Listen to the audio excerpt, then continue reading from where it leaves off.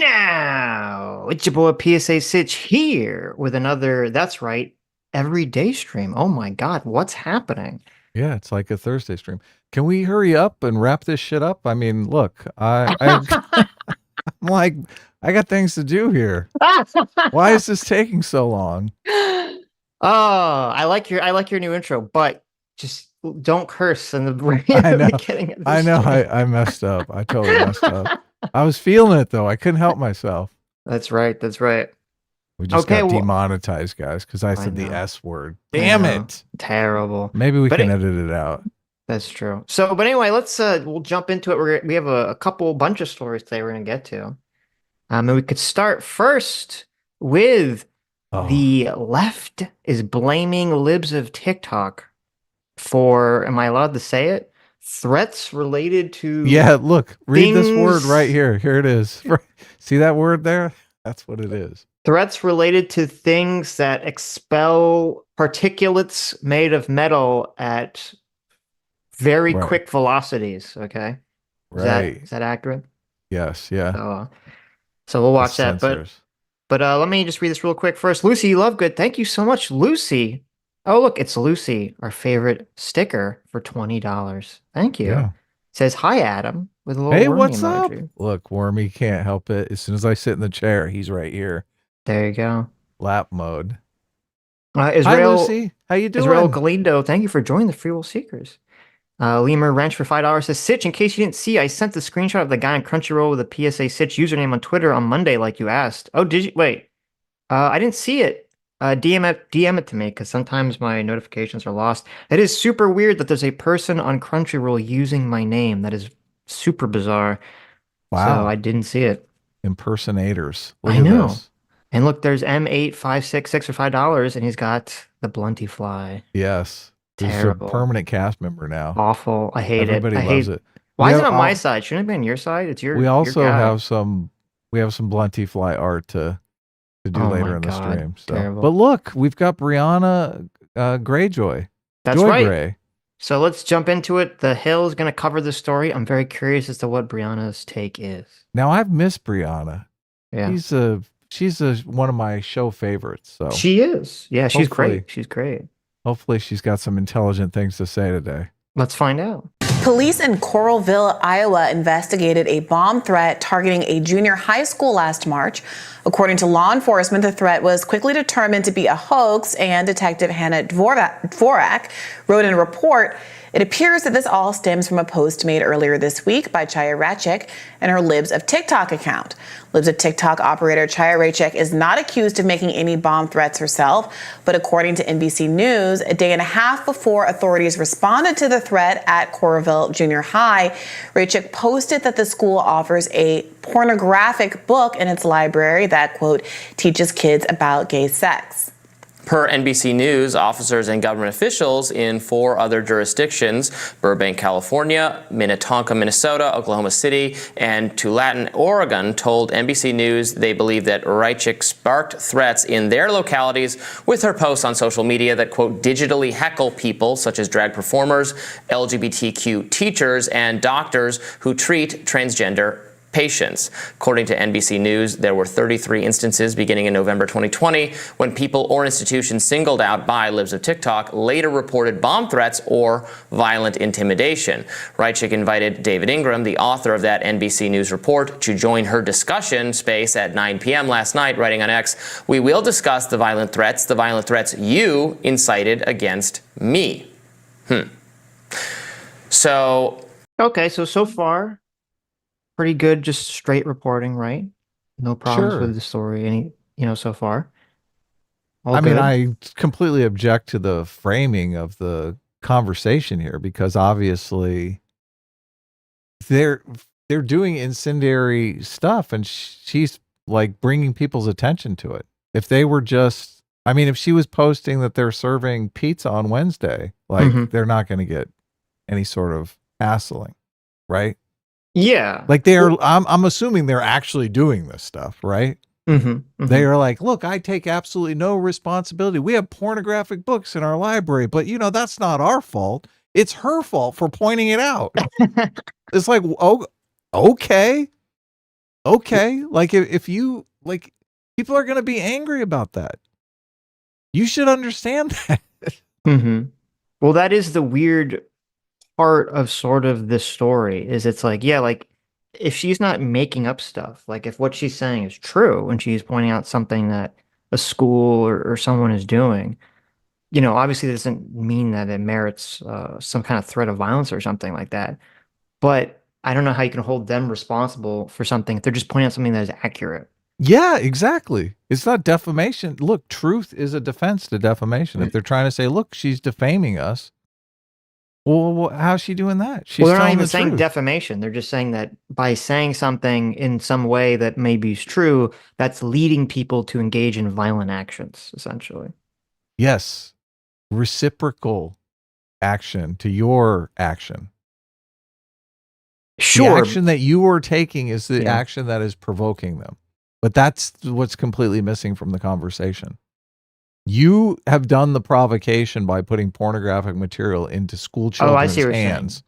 Right, Yes. yeah, right. Yes. Right. Someone just So pointing look, it out is not the yeah, provocation. Yeah, I understand what you're this saying. is like, Yeah. why, look, I just punched you. I just spit in your face. Why are you hitting me? Mm-hmm. Well, look, because you spit in my face. But they're pointing to the person that pointed it out. Right. Yeah. So no, look, I hate these. I hate this kind of framing here.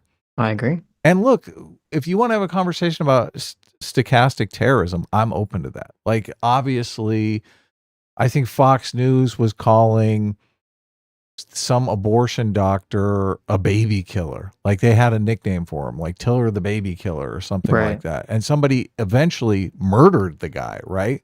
Right. He's not committing a crime, right? Abortion is not a crime. Well, yeah, but it's not just abortion because like putting the book presumably in these schools is not a crime either. We just don't like it. Right. Okay, so maybe it is a similar situation. Does she have a nickname for him? No. The porn purveyors, or is she just? Well, it's actually, I'm glad you brought that up because I think that's an interesting, and I don't believe Bill O'Reilly was found guilty criminally or anything. I don't know I if he don't was think he found. was either. I don't even know if Yeah. they went after him. I think they did go after him for that. I'm not 100% sure, but I know he wasn't found guilty, criminally or anything like that. But I think this is still a difference, and I don't think Bill Riley necessarily. I don't know enough about the Bill Riley case to like comment on it, but I think there's a difference between libs of TikTok or someone saying, look, there's this one school or this one individual who's doing this thing that is bad and I don't like it, and a lot of people don't like it, and maybe we should try to like get that material removed from the school. I think it's very different than like, Targeting a person, an targeting one individual. person Yeah. and just commenting on them every day, every day, every day, saying that like they're killing babies, they're doing they're doing this horrible thing and just, hitting them every day. I think those are different events or different things.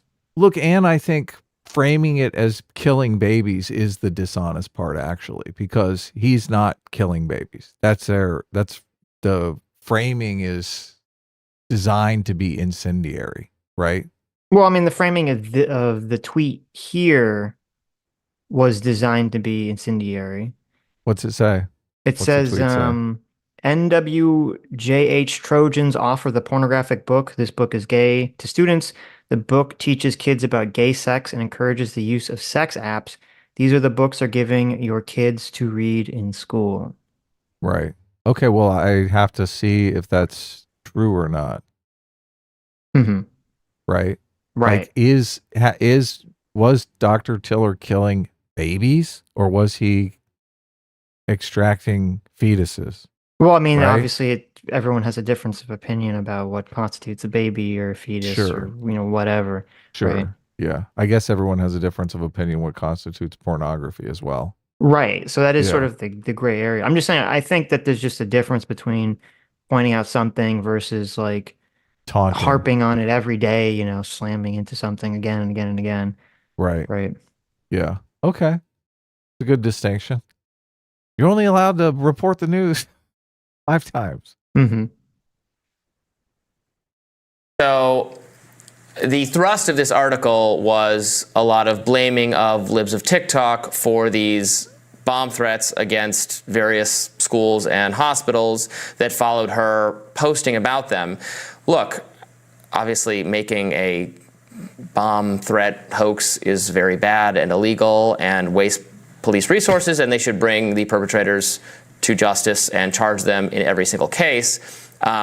If you want to blame libs of TikTok, Brianna always looks so disgusted with Robbie. Why is it? Robbie, you're fucking up again. How dare you? She does. It's great. I love it. For it, be my guest, I suppose. But there's not, this idea that she's like heckling these people. She's not releasing video footage or things without anyone, like it's things people already put out there on TikTok themselves or social media that she simply reposts. So do you think it's fair to accuse her of heckling people by just literally recirculating what they themselves post on social media? That's an easy question. She's obviously heckling people. She wants to heckle people. I don't think that she would deny. Why have an account called Libs of TikTok if the point of it isn't to smear and heckle and demean libs? Like the difference between what I'm saying, what she's saying is that she would probably say that they deserve it. Their underlying behavior deserves ridicule, and that's why I'm doing this. And I would say that is up in the air on a point by point question of whether I agree with one person's view or another. But that's not really what's at issue here, whether or not she's heckling. What's at issue is whether or not she bears any responsibility for what are now 33 instances of, not all of them were bomb threats. 21 of the 33 threats were bomb threats. Some of the others were different kinds of threats or intimidation that have followed her post about those specific locations. Does she have any responsibility, legal responsibility, ethical responsibility, moral responsibility to say something at least to her audience, like, don't call in bomb threats, don't break the law on my behalf, don't physically attack anybody? If it becomes clear that folks who follow her account are in fact using her posts to intimidate and call in bomb threats at people's middle schools. I guess my point. So, okay.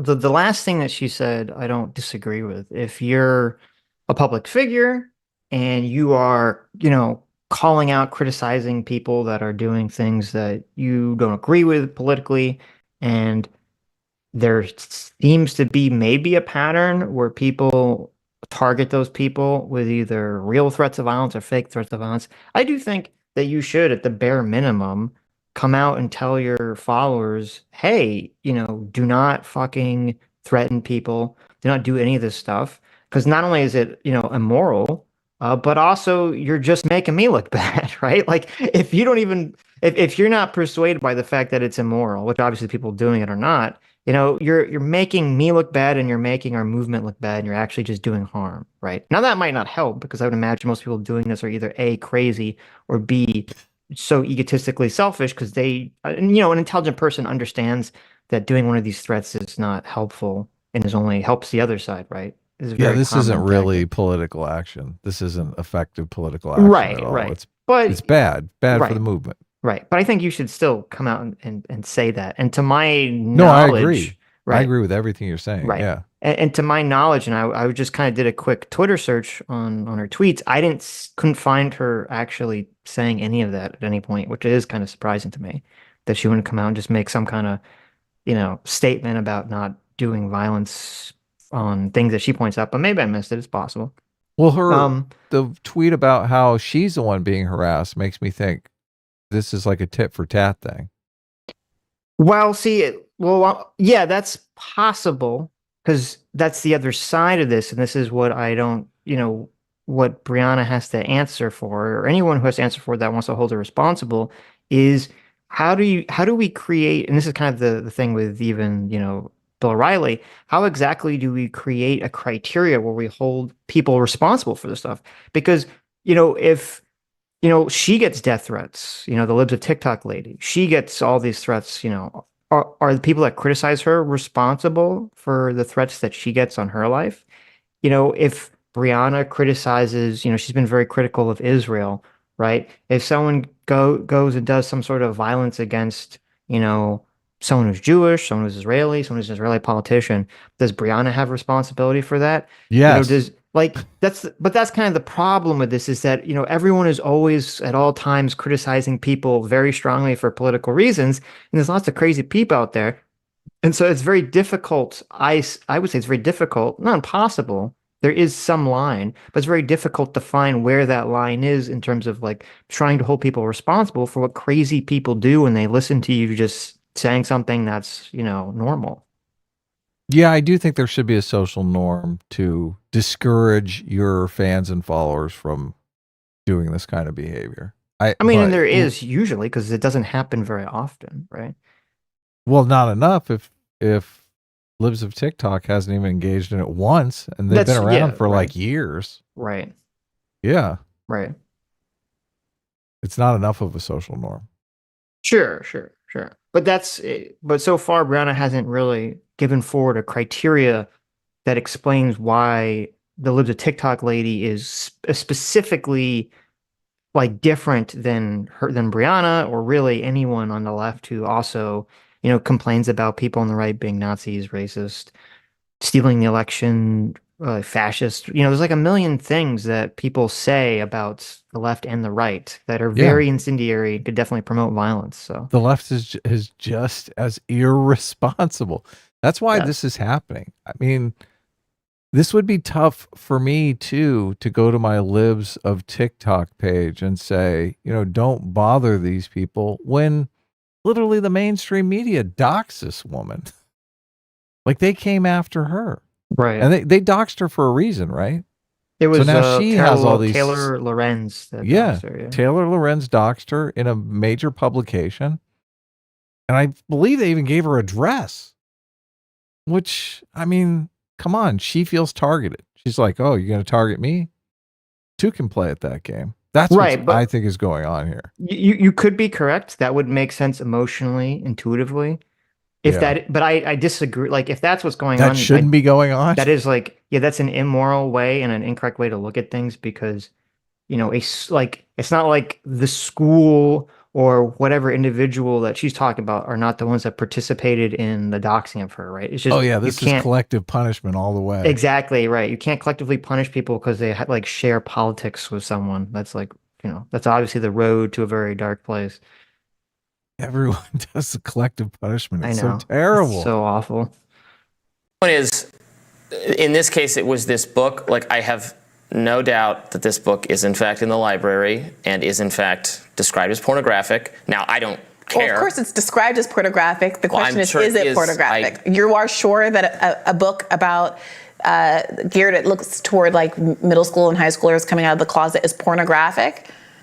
I don't know, but I would not. The other books that have attracted the attention in Florida, genderqueer and other ones, we've seen the images from those books. I would describe them as pornographic images. Again, I don't particularly care, but other people do feel that way. If she's giving accurate information, is it really heckling? Is it really bad? Is it really her fault that crazy people do crazy things as a result? I think we showed an image from the book. There's a picture of a cartoon man who's naked. His penis is drawn as an upside down U. It's not exactly graphic. It's a line drawing. There it is up on the screen. I mean, you can think that's inappropriate. It's much less graphic than what kids see when they go to the bathroom, when we're all human beings with bodies. So I don't know that I would describe this as pornographic, and I think that's the issue. That's a really horrible, that's a really awful argument. Like, because you can look at your own genitals means that therefore like a drawing of genitals is not pornographic. Like, that's an awful like argument. Yeah. Also, in that, so there is that picture that they kept flashing with, like, the guy's junk. But then underneath it, and I'll read it out because, she didn't really read it and it's hard to see. And I don't want to keep that image of the guy, cartoon dick, on the screen. There's 3 pages that were singled out. One of them says how sex apps work. 1, upload a tiny picture of yourself on the app. 2, the app works on your location. 3, the app tells you who the nearest homosexuals are. 4, you then chat to them. 5, because they are near, it's easy to meet up with them. That is horrifying. And it's like, okay, I don't know. I mean, should that be in a book? Why are you grooming children for sex hookups on the internet? Right, like it's not even just not even gay, just like sex hookups should not be a book. Any book that talks about sex hookups or like instructions should not be in a student library or school library, in my opinion. That's crazy. Yeah. That is crazy insane. Yes. So Like, so there's that. Then there's another page that says the ins and outs of gay sex. And it says this chapter is about sex, therefore it has sex in it. Well, duh. If you are a younger reader and if you feel you aren't ready for the finer details of the same-sex pairing, then simply skip this whole chapter. remember However, when adults were the ones making the decision on whether or not you were ready? I know, I know. However, before you do, I'd like to remind you that we taught you all about straight sex when you were 10 years old during year 6. The fact that you didn't also uh the fact that they didn't also teach you what same-sex couples do is nothing less than institutionalized homophobia. Straight sex was presented as the norm to make 5% of the population feel abnormal. Is there something icky about gay sex? Is there something wrong with it? I challenge any politician to discuss this with me. I will ruin them. Okay. Wow. And then That is the completely just politically naive. it's very, yeah, very ridiculous. And then the bottom page says, I recognize this doesn't sound very sexy, but this is the reality of butt sex. I'm afraid and a little forethought will make your sex sexier. This is where dude pairings get tricky. At the end of the day, if you want to have anal sex, one of you is going to have to go top. And the other one who puts his willy in, and the other bottom, the one who gets the willy up his bum. And it just goes on and it just explains, the process of gay sex. So I don't know. Like, I don't Does know what this kind really need to be explained? yeah, like, I mean, come on, really? Does this really need to be in the student library? Okay, kids, listen, kids have porn at home. Okay, that's how they figure it out, right? People are on a mission, man. This is just like their new civil rights movement. They're completely doing it for their own Of course. vanity. It's a total virtue signal. Yeah, Well, it's not to yeah. help the kids at all.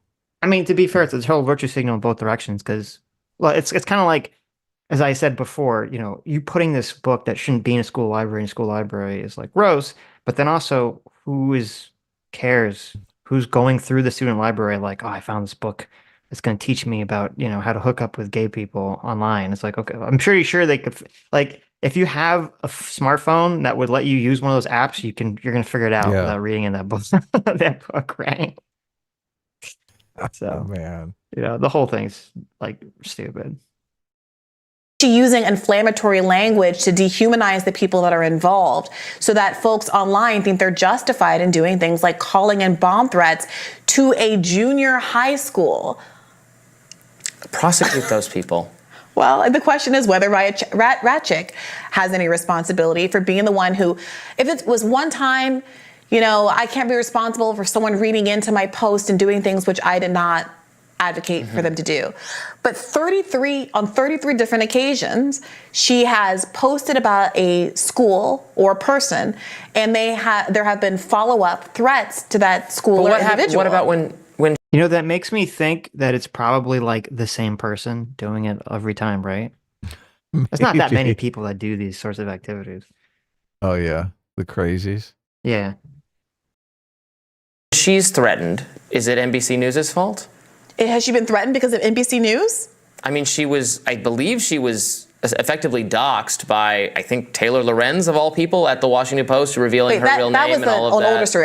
Yeah. But you don't mean this current round of reporting, which is reporting about bomb threats that have been called in following her post. That seems very newsy and relevant and doesn't seem to be, frankly, hyperbolic. I know that Okay, so this. I don't think that Rihanna ever engages in honest ways.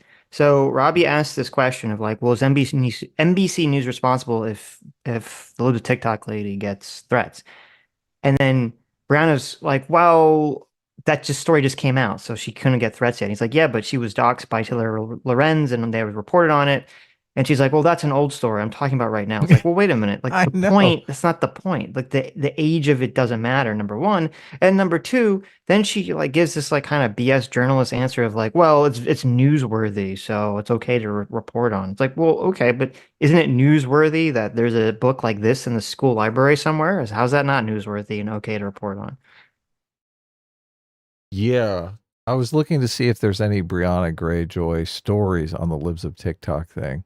Like if she weighed in on this and that's why she's going away for it. There's an article on NBC saying it's why the doxing of Libs of TikTok is justified. There's an NBC news story called that? Yeah, I'll send it to you. Yeah. Oh my God. So look, this is why people are fed up. Mm-hmm. They're like, oh, look, the double standard is pretty obvious here. Right. It's pretty easy to see. So, yeah. That's an Hilarious. old story, so I can't I can't respond to it at this time. Here, I'll send you the article if Okay. that's what you're waiting for.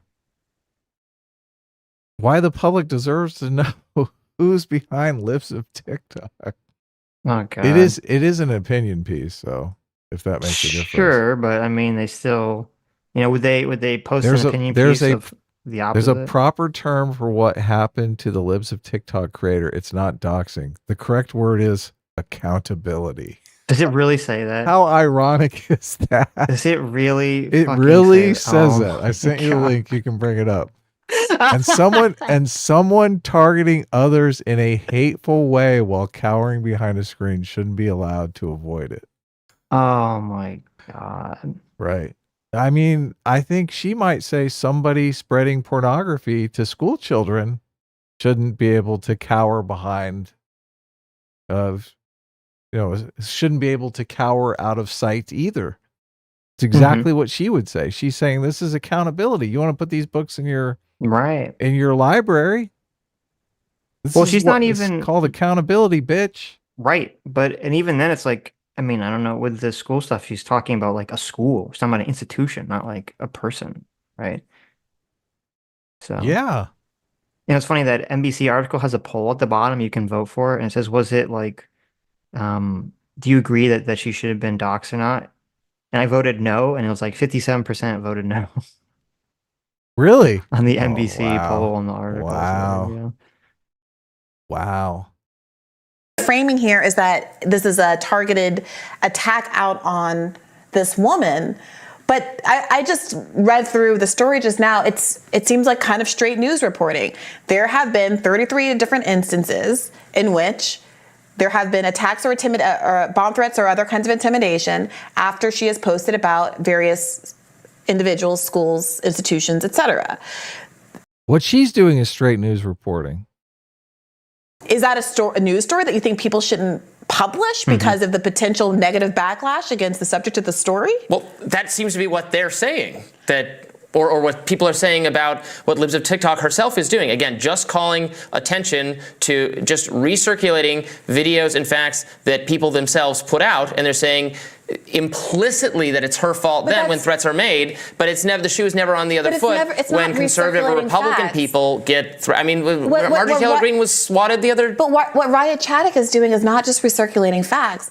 She says graphic. This is the post again that we just had up on the screen. Graphic. The school at the Trojans offers the pornographic book, This Book is Gay, to students. The book teaches kids about gay sex and encourages the use of sex apps. Sex apps. I'd be interested to know what that means. Maybe dating apps? Probably Grindr. Okay. The sex. Well, Sitch, you brought it up, and I mean, that seems accurate to me. Of course. Yeah, that's what it looks like. Yeah, definitely. Straight news reporting. Sorry, Brianna. Take the L already. Okay. I mean, it's ridiculous. Well, I don't know if that's ridiculous. That might be an accurate If high school kids are on Tinder, or is that a sex app? If they're on Hinge, is that a sex app? Or is it a sex app because it's a gay app?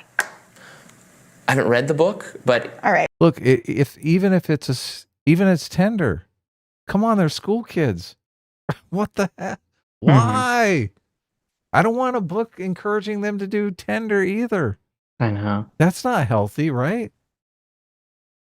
Yeah, your 11-year-old is on Tender. What the- Come on already. Okay, well, this is what this is what the post Okay, I says. This is the think post in it's being contention. alleged that the book promotes people using the app. I mean, we had a version of this conversation earlier today. I'm of the belief that if the Wall Street Journal announces that Dearborn, Michigan is the jihad capital of America, and the mayor of Dearborn has to up a police detail to keep Arab Americans there safe, that's a problem. And I think that if you have a repeated pattern where you know dozens of times, more than dozens of times, after you've posted, there have been bomb threats called into middle schools.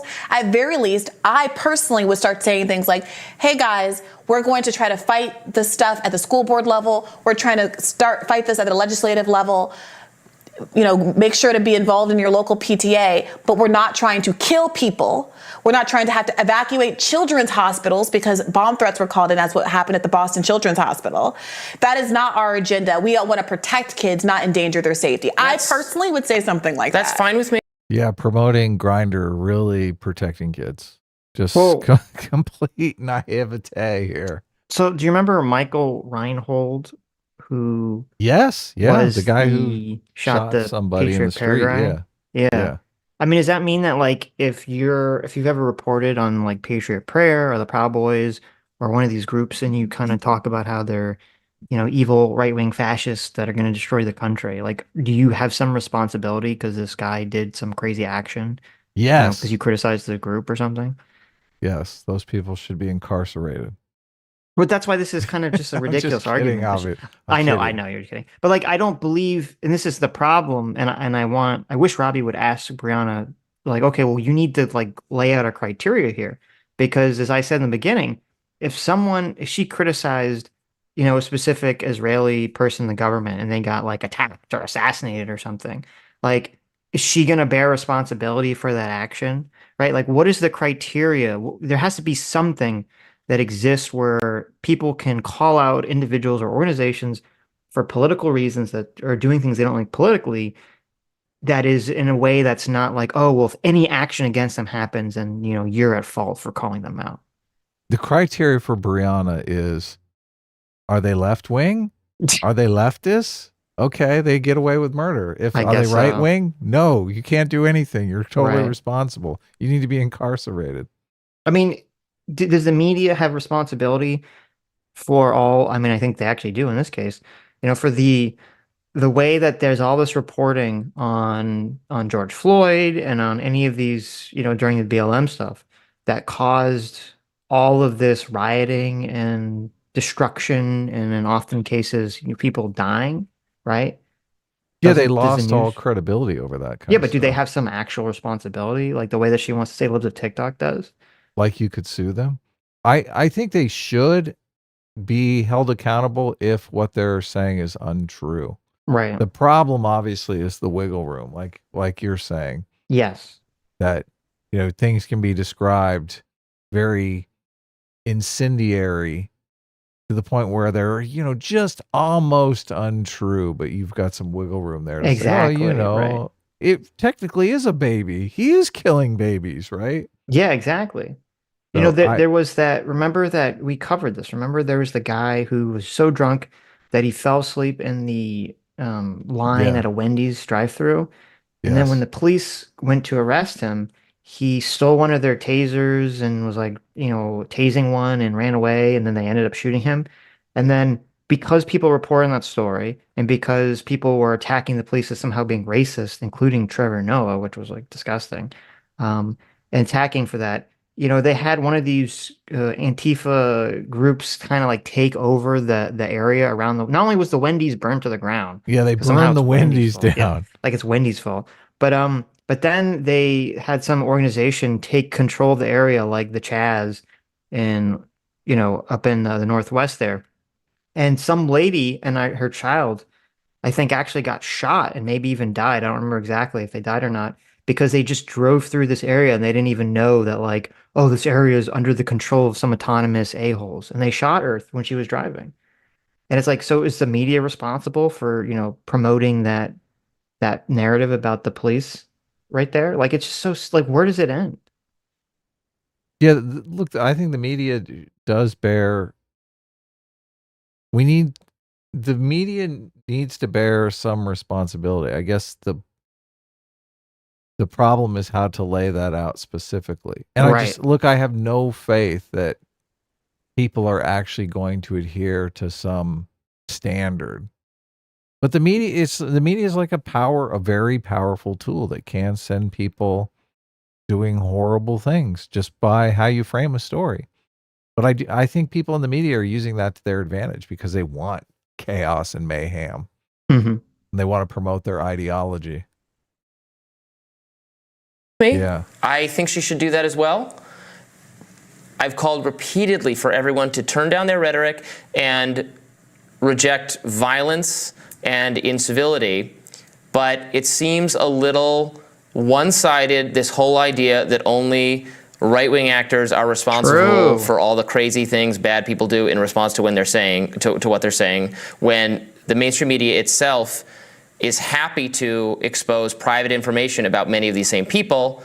And it's journalism when they do it. But what private information did they expose about Raya Chat? Sorry. Again, not in this specific story, but previously, the Washington Post revealed her name to everyone. I think went to her doorstep, etc.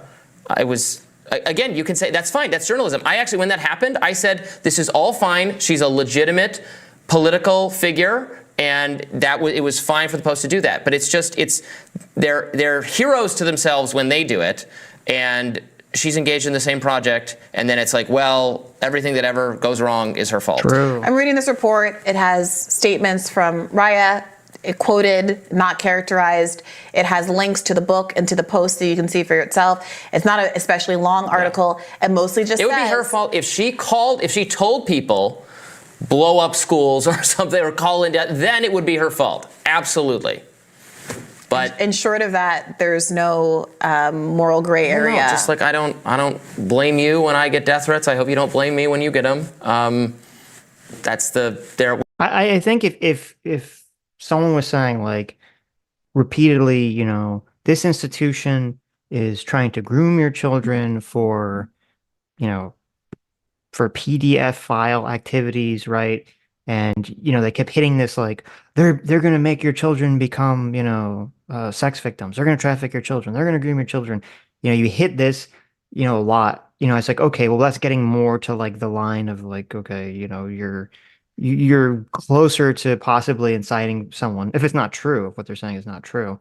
And then if you start talking about how, like, oh, someone should do something about this, why aren't we doing something about this? Then again, it's like, okay, well, now you're kind of pushing things closer to the line. So there's, like, ways to push Well, things. how do you even do political action then? Because you could say we need to do something about this politically, and everyone's going to frame it as you need to send in a bomb threat. Right. Well, so I'm saying you should be specific. If someone just keeps saying, like, this is the problem. Okay. So much of human interaction, as I talked about this yesterday, is like people not saying things directly, but people interpreting or understanding what is the underlying thing that they mean, right? And so this is sort of the obnoxious gray areas, because someone could say something like, why isn't someone doing something about this? And it's kind of like everyone knows what they mean, whether sometimes if it's like, oh, like, we need to call our politicians and get them to pull this book out of school, or like, I want someone to do violence. Like, it's usually, like, somewhat clear kind of the connotation, what's going on in these sort of interactions, right? When people say specific words in specific ways.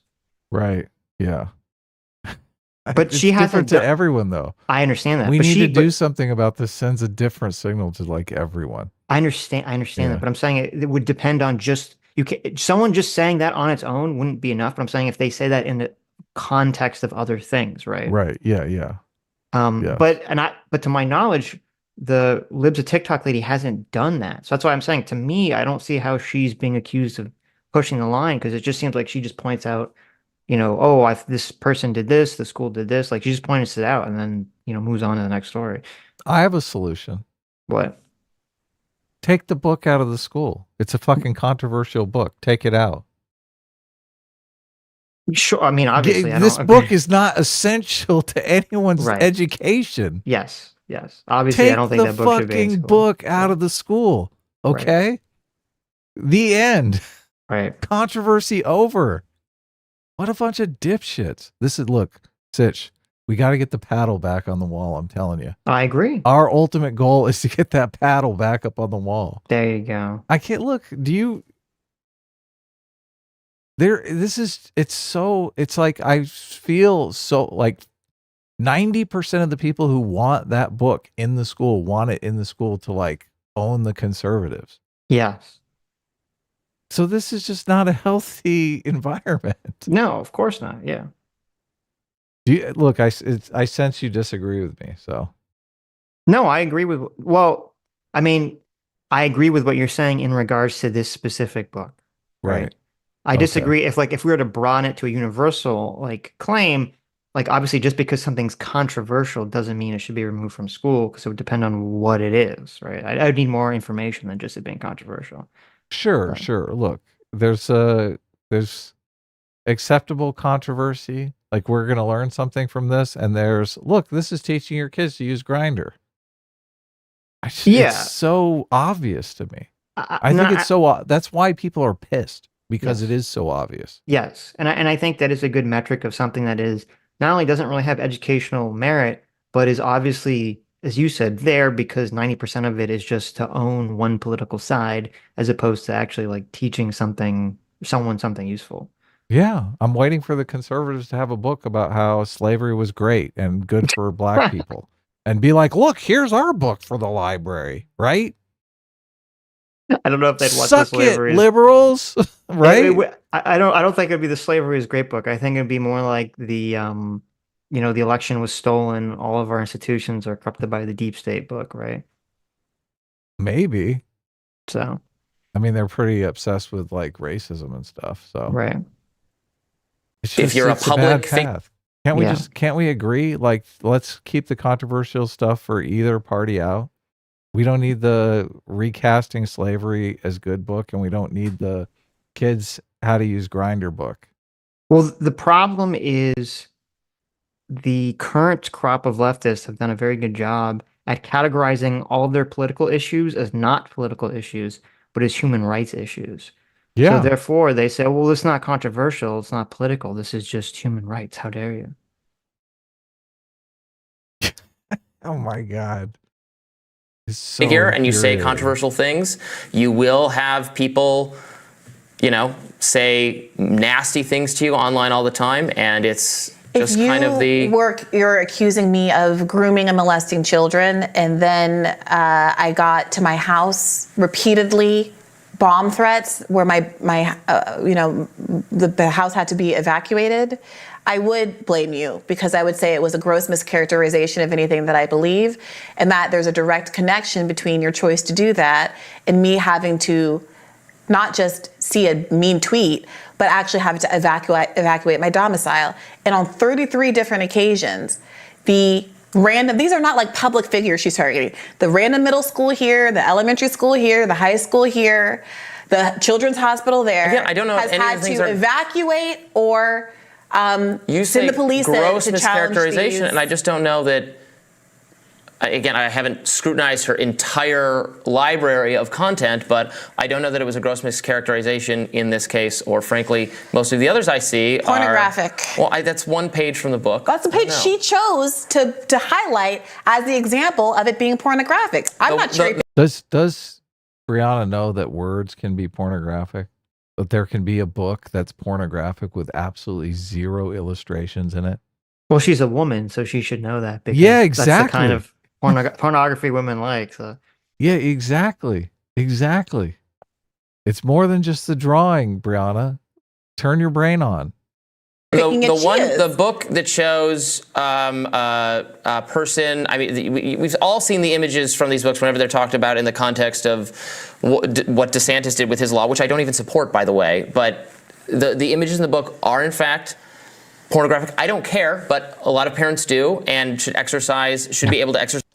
She's doing the thing again. Look at I her. know, she always does the Look at her. face. It's amazing. I'm so disgusted with you, Robbie. How dare you? That is really disrespectful. I mean, it's It funny, is. it's hilarious, and I'm kind of glad she does it, but it is like super disrespectful. Can you imagine if I just leered at you all the time, Sitch? Oh my God, I'm so disgusted with you, I Sitch. mean, if you How leered at me, dare you? if you were leering at me, I'd know why. It wasn't because you're disgusted. Okay. How dare you?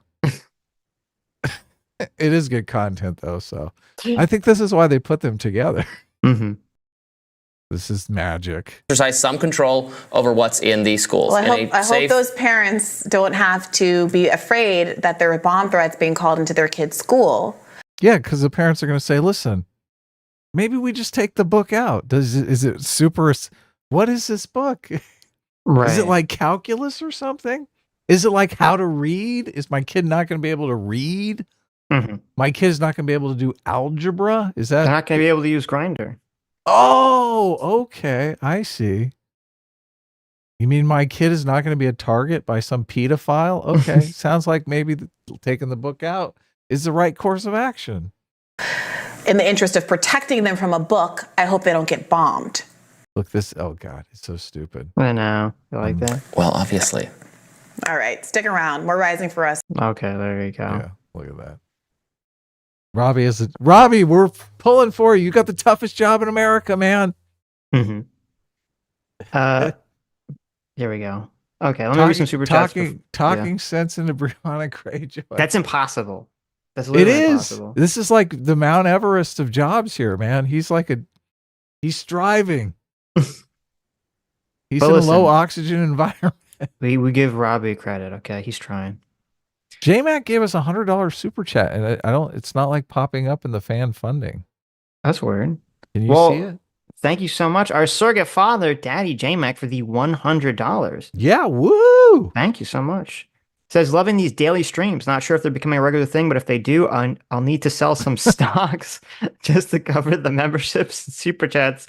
Also, Sitch, you're going to have to come up with your own character to combat the Blunty Fly. Oh, love. yes. Oh, that's true. Blunty Fly is popular. So I just think you should put it on your side, Adam. It's your guy. Why is it on my side of the screen? he's just chilling. He should be on your name, okay? Not my Okay, name. look, we can do Put him that. over there. Put him over there. Look, the market is up huge, J-Mac. This is actually a good time to sell some stuff. There you go. Well, thank you so much, Jay. And yeah, I mean, we're going to try doing this regularly, see what happens. So people like it if it does well. Yeah, I think we're going to try for like a month and see where we are. Then we'll make a decision. So we're going to try to stick it out for a month. We're not going to do Saturdays though. We're going to see if we can get it down to, well, look, maybe the viewers will actually go up. Who knows what'll happen. We'll see. I was okay for $2 says, I hope Sean gets his car back. What happened with Sean's car? What's the drama there? I don't know. Did he get more body damage on his car? Is that what he was doing when that school was being threatened? Was he checking a car that had body damage to it? Oh, that's his alibi. That's his alibi. He does the car alibi thing for January 6th. For January 6th. It is an alibi. It is suspicious. Where was he on January 6th? When everyone knows he was really the podium guy. Exactly. In disguise. Looks like him. Spider-Man for 3 months. Thank you. Even though you said S-Class eats glass and A-Team makes me cream. So there you go. Oh, wow. Stellar A-Teamer. You must have been here yesterday when I was like, let's wrap this shit up. Right. Jacob Lloyd for $20. Thank you. Says, on the Tucker interview, should we not have an open dialogue with our enemies? We can at least understand what they're saying and make contingencies on that information, perhaps even de-escalate conflict before bullets fly. Yeah, so a lot of people, so that's tonight. Tucker's dropping the conversation with Putin tonight. And we'll probably talk about it tomorrow morning. We probably will, yeah. We'll talk about it later, but I need to stream earlier tomorrow okay. We'll talk about that when we're done. Yeah. Yeah, so we'll probably talk about that tomorrow. We'll see what happens. Yeah, I think I'm not like one of these people who are like all freaking out, like how dare Tucker talk to Putin or anything like that. And I think it's kind of silly, that people are freaking out about that. Though I speculate that it's mostly not because it's a person talking to Putin. I speculate it's because it's Tucker Carlson talking to Putin. And so a lot of people on the left are expecting it to just basically be like a suck-up interview or an interview that is just like pandering to Putin, which, I mean, I don't think that's useful if that's all it is. like I think would be useful is to try to get new information out of Putin about something that we can kind of grab onto, as opposed to just now I don't know what will happen, we'll find out. But as opposed to just saying like, oh, like here's a platform for Putin to just say all the things he's already said in his speeches and to just say all his propaganda and for everyone to just kind of and for Tucker to just like nod his head uncritically. Like I don't think that that is very useful information. So, First of all, Tucker's already going into this interview completely biased. He's bought into all of Putin's narrative.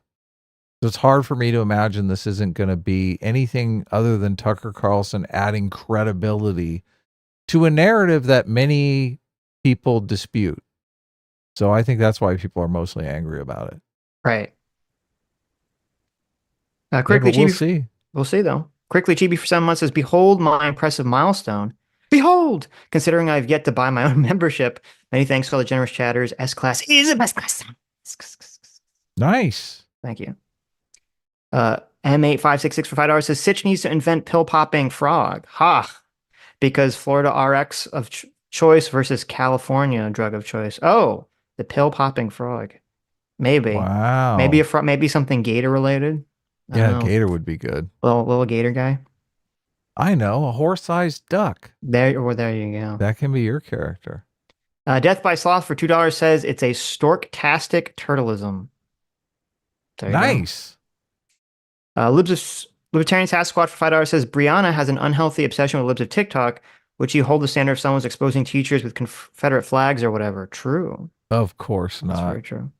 She would be just fine with that. What? M8 What? They're doing a racism. It needs to be exposed. Oh my God. There you go. M8566 for $2 says we've settled on Fenty Frog. How do you show that? Like, what is the visual of a frog on fentanyl? That's so easy. It's the Hypnotoad. There you go. There you go. I don't think I want that though. Nice. Lemur Wrench for $5 says You just let me know. I had to make a Twitter account to send it, so I think Twitter thought it was spam and sent it to the filtered inbox. Oh, okay, I'll check it out because I didn't see. I was like looking and I couldn't find your post. Um, is your name Lemur Wrench? Because I saw someone who had a name that was just Lemur Wrench with no posts whatsoever on Twitter. So I guess, oh, it says you joined this year. So I guess that is you. Well, if you just tweet it out if that's you, just tweet it out on your page and I can see it. So, because I can't see it in my inbox for some reason. But thank you for doing all this. I am very curious as to who's besmirching my good name on Crunchyroll. Jerome Bound for $5 says, can we talk about the tactics of the victims calling in threats themselves as means to reverse the fallout of the attention? That's a good point. That does happen reasonably often. So, yeah. Magor for 12 months says, I like the streams where Sitch reads the source material to us. If you repeat news articles, I'll stop watching. We're here because we value truth. Well, there you go. Thanks, Magor. Yeah, look, I completely agree. Most people like it when we read the source material and summarize the good parts of it and not read all the boring parts. So, but right. look, we can do deep dive streams. Those deep dive streams they're going to get lower and lower view count because right. While I like the deep dives, most people are just ADD going from video to video, right? Sure. They don't want to click on a 2-hour video to find out something they think that they can. Well, first of all, to find out something they think they already know about, and there's like a million Gina Carano videos. So right. Yeah. Yeah, we gotta. It is what it is. You gotta get the middle ground where you kind of like don't read all the source material, but you read the relevant parts of the source material, right? Like that's the sweet spot, in my opinion. So. Sure. And look, I am super optimistic. A lot of people in the comments have said that they want to share our streams with their friends and family, but they can't send them a 10-hour stream. And now they're like, look, I can send them a 2-hour stream and it doesn't with seem a obnoxious. Bluntyfly. Yeah, that would be really. Look, I'll take Bluntyfly off. just for the rest of the week, just so you guys can send out some streams. Lover of Greed for $10 says, why are there still people in the Fauci cult? It's 2024 and 5% of Americans refuse to move on. Don't they ever get tired of covering their faces? It's the same group that'll vote for a walking corpse. Well, I mean, there's if it's only 5%, that's actually not that much. Those are people that are probably what's it called? What's it called when you're like afraid of being sick all the time? Hypochondriacs. Yeah. Those people, like if it's 5%, it's probably like people that are hypochondriac at this point. But Yeah, also, I the mean, just generally, it's very difficult for people to admit that they were wrong. So, that's like one of the hardest things for people to kind of adapt. I think it's more the hypochondriac thing. I think there's at least 5% of the population who've been dying to get everyone around them in masks for their entire lives. And Probably. and they're like, "Oh my God, this is their wet dream." Yes. And they never Yes. want to let it go. And they always wanted to wear a mask themselves, but it didn't seem socially acceptable to do. They're Hmm. envious of the Chinese people who do it all the time. They're like, why can't we do that in America? Everyone laughs at me. And I will now they're say, like, I am vindicated. I will wear a mask until the day I die. on one hand, it's kind of good and also like bad because I wish people in America were more like people in Japan and China where they're like, oh, if I have a cold, it doesn't have to be COVID. If I I have know some it's sort of, considerate. yeah, some contagious disease, I'm going to wear a mask when I go out. Because it's like, yeah, that is considerate. And like, you should literally do that. And unfortunately, we don't do that in our country because we're assholes, I guess. So, Is it? I mean, it's just, yeah, okay. I don't think it's, people do whatever the social norm is. So I don't it's think you're never being an even occurred to asshole if it's people. not a Right. social norm. That's Yeah. fair. That's fair. It never occurred to people before COVID that like, oh, if you have a cold, you should put on like a little mask so you don't get people sick. That wasn't even a thing people thought Right. about in America. So, but maybe they will. I don't know. It would be a nice trend, but it probably won't because if you're wearing a mask now, it's so associated with COVID in America. It has like that weird political connotation to it that you assume like, oh, if you see someone in a mask, you're like, oh, that person's, like probably some like stupid, crazy Democrat, right? Like that would be the thought that most people probably have if they see someone wearing a mask now. As opposed to like, oh, that person just has like a cold, and maybe they don't want to get other people sick. Yeah, exactly. So, Mike Cole for 19 months says, I click on the stream and Sitch is talking about rear entry. This is gonna be a good stream. There you go. He was Hey, reading from a book in your local in your middle local school school. library. Yeah. Hail the Free Voice for $5 says her argument is bad because a lot of people are talking about those schools, so to assume it's only because of libs of TikTok is just stupid. That's a good point too. Eric Diody for 10 Canadian says, I would tell people in their 20s and 30s to not even go on Tinder. It's such a garbage app. It's pronounced Diote. Oh, well, thank you, Eric Diote. And that is true. Everyone should probably stay away from all the dating apps and the hookup apps. Yeah, hopefully they're going. They seem to be super unpopular these days. Right. So I don't Uh, think women like them. I don't think men like them. no, no. Well, so like people that like just hook up a lot and will like them, and that's about it. You mean whores Whores and yeah, and male man and female whores? whores. Yeah, man whores and female whores. Ryan Ole for $10 says, enjoying these daily streams y'all doing. Nice to see y'all's perspective on more things and current stories. Just be careful to don't burn yourselves out. Have a blessed day. Well, thank you. And we'll If we do try not two to. hours a day, we won't burn ourselves out at Right. all. Look, Yeah. and also I don't. The Tuesday stream is going to become like a 2 hour stream. So we're basically producing the same amount of content. We're just able to react to stories more in real time. Like the Tucker thing is going to come out this tonight. We'll talk about it tomorrow. So how's your Wi-Fi doing? Oh, I'm plugged in because they finished painting the bathroom. So. Nice. Libertarian Sasquatch for $5 says, according to Bree's own standard, her beloved Bernie Sanders should be in prison for the baseball shooting. That is true. Oh, wow. CSA Pitch for $20. Thank you. CSA Pitch. What is this? It looks just like my avatar, but like color inverted. Says, who would ever want to impersonate you? You're the evil one after all. That is true.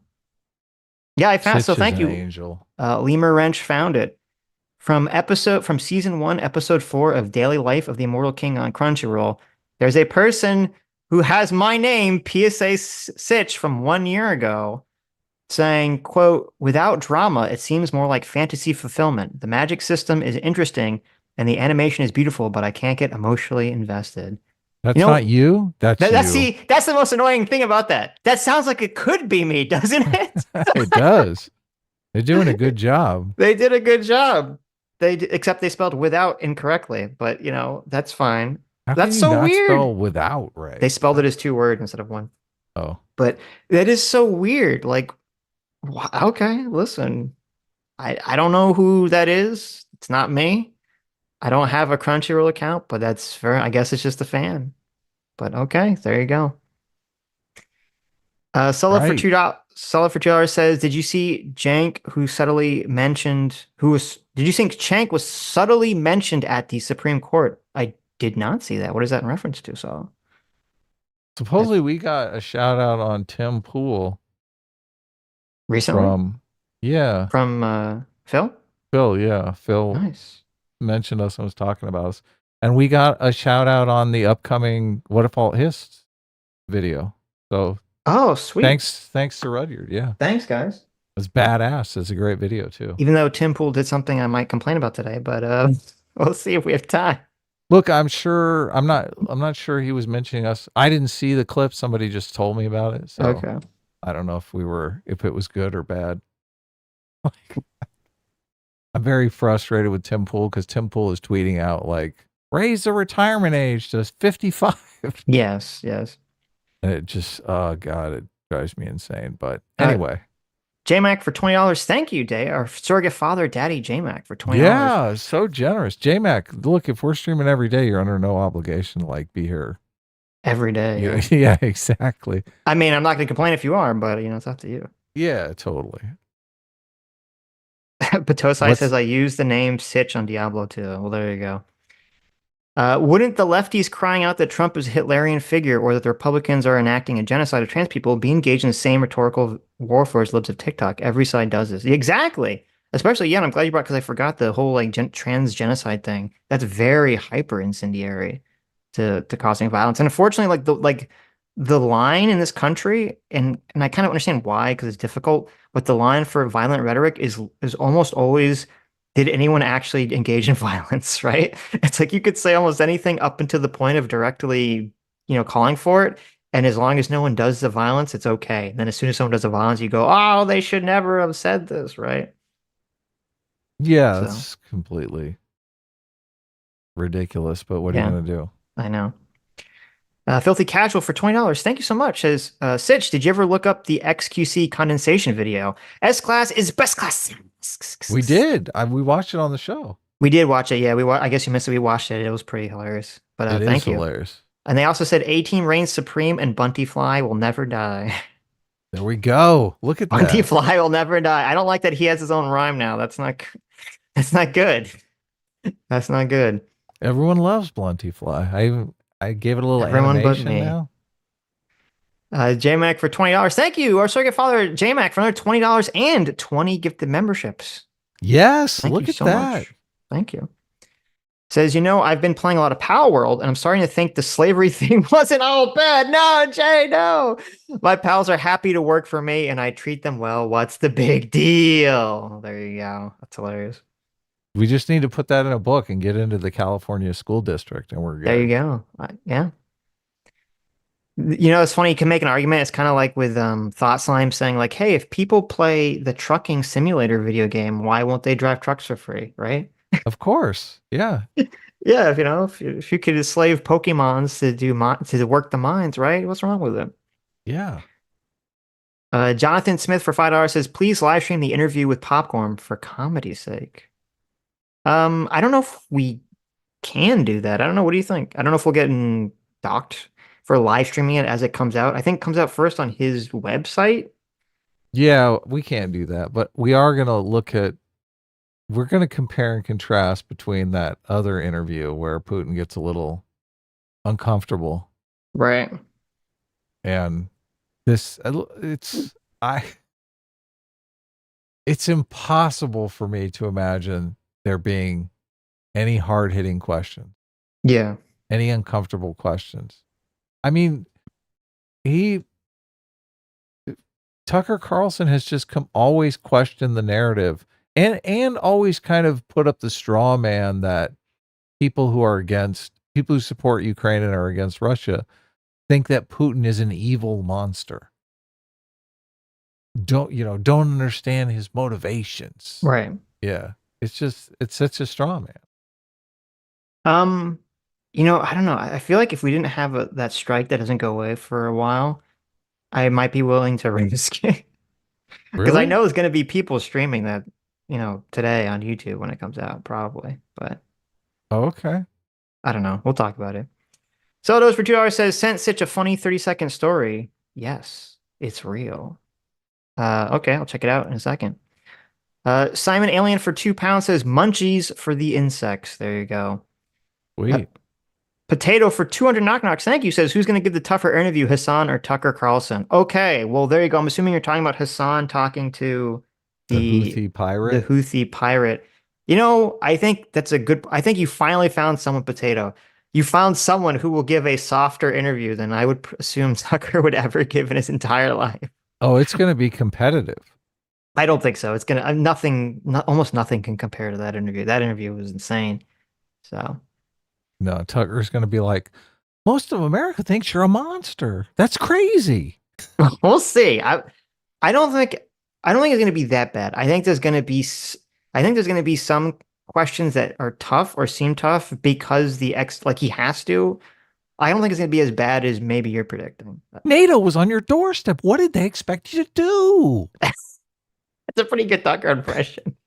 That's a pretty good one. That's pretty good. We'll I'm see. telling We'll you, see. it's going to be horrendous. Right. Dialogue always. Look, it's the real dialogue always for $5 says, do you have time to cover the Matt Walsh versus Ibram Kendi Twitter back and forth? Maybe. I didn't even know that was a thing, but I'll check it out. The funny back and forth is the one with Colin. What's his name? Colin Wright. Have you seen that? No. It's hilarious. Here, I'll see if I can find the tweet. It's pretty funny. Oh, I did. You're talking about where the definition beware, of racism? to beware of people who tell you to beware of people. He literally No. said this in a tweet. Ibram Kendi said, beware of people who tell you to beware of people, which Okay. basically says, beware of me. Like, why would you do Right. that? Does that seem Sitch? Would you tweet that out? No. Listen, Right. Kendi's not exactly the sharpest light bulb in the child's playpen, okay? Yeah. I don't see it back and forth. I just see one interaction I can read briefly. Matt Walsh says, slavery is world history. White people did not invent it, and we're not the first to practice it, but we're the first to abolish it. The last place in the world to still have legal slavery was Africa. It wasn't fully legally abolished on the continent until 1981.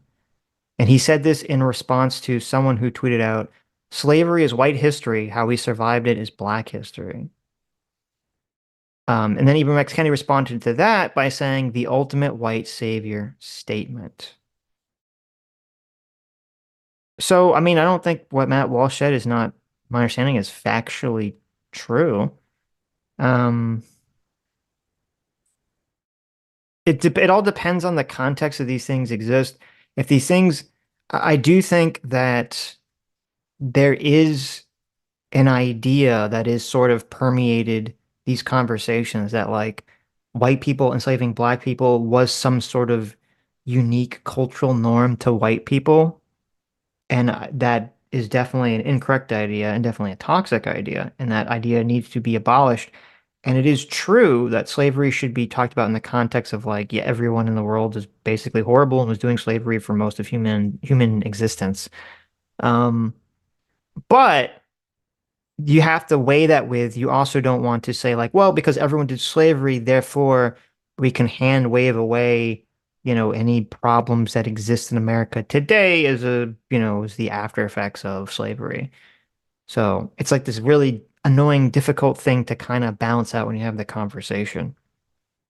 But you have to sort of address both of these things. And usually when people make these kind of broad statements, they're not really, it's not really clear what exactly is being addressed, and people always interpret it in their own sort of way as to what it means. So I do think that saying slavery is white history and how we survived is black history is actually an incredibly racist fucking statement. And I think that because, first of all, slavery was everyone's history, and that actually the fact that that's what Matt Walsh is responding to, as much as I don't like Matt Walsh, makes his statement to me a lot more on the correct side of the spectrum, because it is true. So everyone's history was slavery. And it is racist to just say that slavery is white history and black history is surviving. Because black history was also slavery. So it was black people enslaving other black people for their own purposes and then also selling them to white people. So, Well, and there have been plenty of white slaves. of So course. isn't slave from the Slavic? Aren't Slavic people white? Is that where the derivation of the term? Yeah, that's where I slave comes from. I didn't know that. I They mean, were it the makes sense. original. They were Slavic people were the original slaves. There you go, the poor Slavs. Yeah, aren't and they're white, right? Well, that depends on who you ask, but I would say yes, the Slavs are white. Right. Yes. Um, Adam Robot for 14 months says if you want to stick with bugs, maybe the palmetto popper. Ew. Listen, palmetto bugs are fucking the most foul thing ever, and they should all be purged from existence. So never. Nobody But knows thank you. what they are anyway. I mean, Palmetto bugs are giant roaches.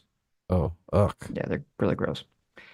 Moondoggy for $20 says a little off topic. I just hope anyone who is LGBT notices the crazy behavior of other people who suddenly identify them as such. A trans YouTuber I follow is getting attacked for just questioning weird behavior.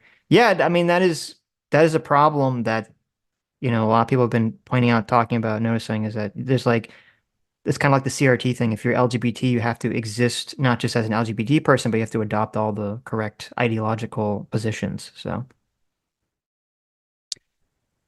and it's really gross. JMac, our circuit father, for another $20. Thank you so much. $25.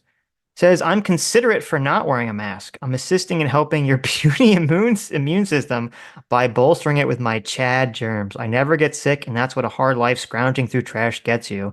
And also, YouTube wouldn't let me send that super chat without removing the A from mask. Well, first of all, Which that's is horrible. super Yeah. weird. I don't know why. The rules make no sense because then other people can type in mask. I don't know. There's some weird thing going on here, some algorithm that no one understands that they've never talked about.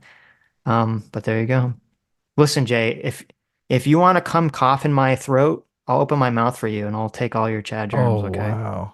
That's a little crazy, but I need some of the your you stronger immune system, okay? were you raised in a completely clean environment? Because I was kind of raised in my parents weren't super hyper Me? vigilant about Was I germs and raised stuff like like in a that. bubble? No, I was not raised in some kind of hyper Well, some clean of environment. these people are just, I mean, they're like disinfectants everywhere, and the kid is never exposed to any sort of germs or anything, and then they have allergies all the time. So the Yeah. problem is that it kind of works in both ways to an extent where I don't even know if it actually is environmental and it's just biological. Because like I know there's been studies that show what you're saying, where like if you have a kid and you never expose them to germs, and there's a lot of stuff about like exposing kids to animals when they're younger helps and all this other stuff, it helps Right. like set their immune system. You have a But pet. then there's other studies that show like if kids are raised in environments that have perpetual sick like health problems like mold or dust or other allergens, it just completely like destroys them from an early age and it's like they'll be weakened for like their whole life. So it's like it's not really clear to me which is the correct way to do this or if there even is. And it's just as I said, some people are just born with very hardy immune systems and some people just kind of get the short end of the stick. So Yeah. Okay. I guess I would have to look at those studies. The logic of the immune system is an anti-fragile system that gets stronger when it's exposed to pathogens yeah, but so seems right. intuitively correct to me. That yeah, but here Logically correct. maybe here's the difference though. There's a difference between being exposed to like a pathogen and like a burst that your body can react to and then fight off. But Right. if you're exposed continually to pathogens that your body has to just keep, so your immune system has to always be activated, essentially, Yeah. that's almost That's always bad for you. okay. So working out every day is bad for you because No, that has nothing to do with your immune system. you're constantly straining your muscles. Well, first of all, actually, you are supposed to give your muscles time to rest. You're supposed to work out different muscle groups on days. You're not supposed to work out the same muscle group like consecutively, my Right. understanding. I could see Right. there being Yeah. a median where Right. it's like a certain amount of exposure is good and too much is bad. Just Yeah, it's like like, mhm. exercise. Like if you decide to exercise, like, if you're exercising 10 hours a day, you're probably going to cause a bunch of muscle tears and stuff like that. Right. But so Yeah. it's yeah, so as Knives said, it's kind of like acute versus chronic stress. It's like, yeah, like like you need to be stressed. Your immune system needs to be activated and stressed. But if it's just always on, my understanding is that the scientific literature on that is generally bad. If your immune system's always fight. I mean, first of all, your immune system, I understand, is Look, always fighting something. But if it's like always like highly activated because you're always in like a dirty place, like that doesn't usually give you good outcomes. So I didn't ask if you were raised at the dump. Okay. okay, I'm just saying. I'm just saying. All right. I asked if you were I'm just raised in saying. an overly clean environment. I didn't Okay, ask if you were raised in a zoo pen. I was not raised in an overly clean environment. Okay, my mother didn't do a very good job with, she's not a very neat freak. Okay, she's very disorganized. So Yeah, the neat freak is the other extreme, where you're right, basically raised in such a sterile environment that you never get any tests. That's like you've never used your muscles, right? That's the yeah, opposite exactly. problem. Yeah. Um, well, like my immune system, until recently, my immune system was been good my whole life. I never really had immune system problems. It was always just stomach problems, and I was just born with a shitty stomach, I guess. So, or with lactose intolerance, I didn't realize it for most of my life. So, anyway, We have two other stories to get to, so. I know we're almost done. Well, I know. Paul Johnson for £2 says, "So Vlad, what do you think of One Piece?" There you go. Oh That's yeah, what that's Tucker should definitely ask. going to happen. Edward Senior for Jiro says, "Is J Mac saying he eats his boogers?" I don't think that's what Jay's saying. Oh. Chad Summer, thank you so much for joining the Free Will Seekers. And Sella for $10 says, "By the way, if you didn't watch the SCOTUS hearing, they might rule unanimously and narrowly that states can't kick candidates off the ballot without ruling on whether January 6th was an insurrection." Well, that is what I predicted. If you all recall, that is my prediction. I said the Supreme Court will try to rule narrowly on this without answering that question. That is what I said they would do, and I would Did they not do be. that? Is No, he's it saying is it they might do it. okay, the ruling's not out yet. Right, the Thought we ruling's not missed out yet. something. They just did a hearing. But so that would be my prediction, 100%. So, and I would also say 100% assume that they would say states can't do that. Good.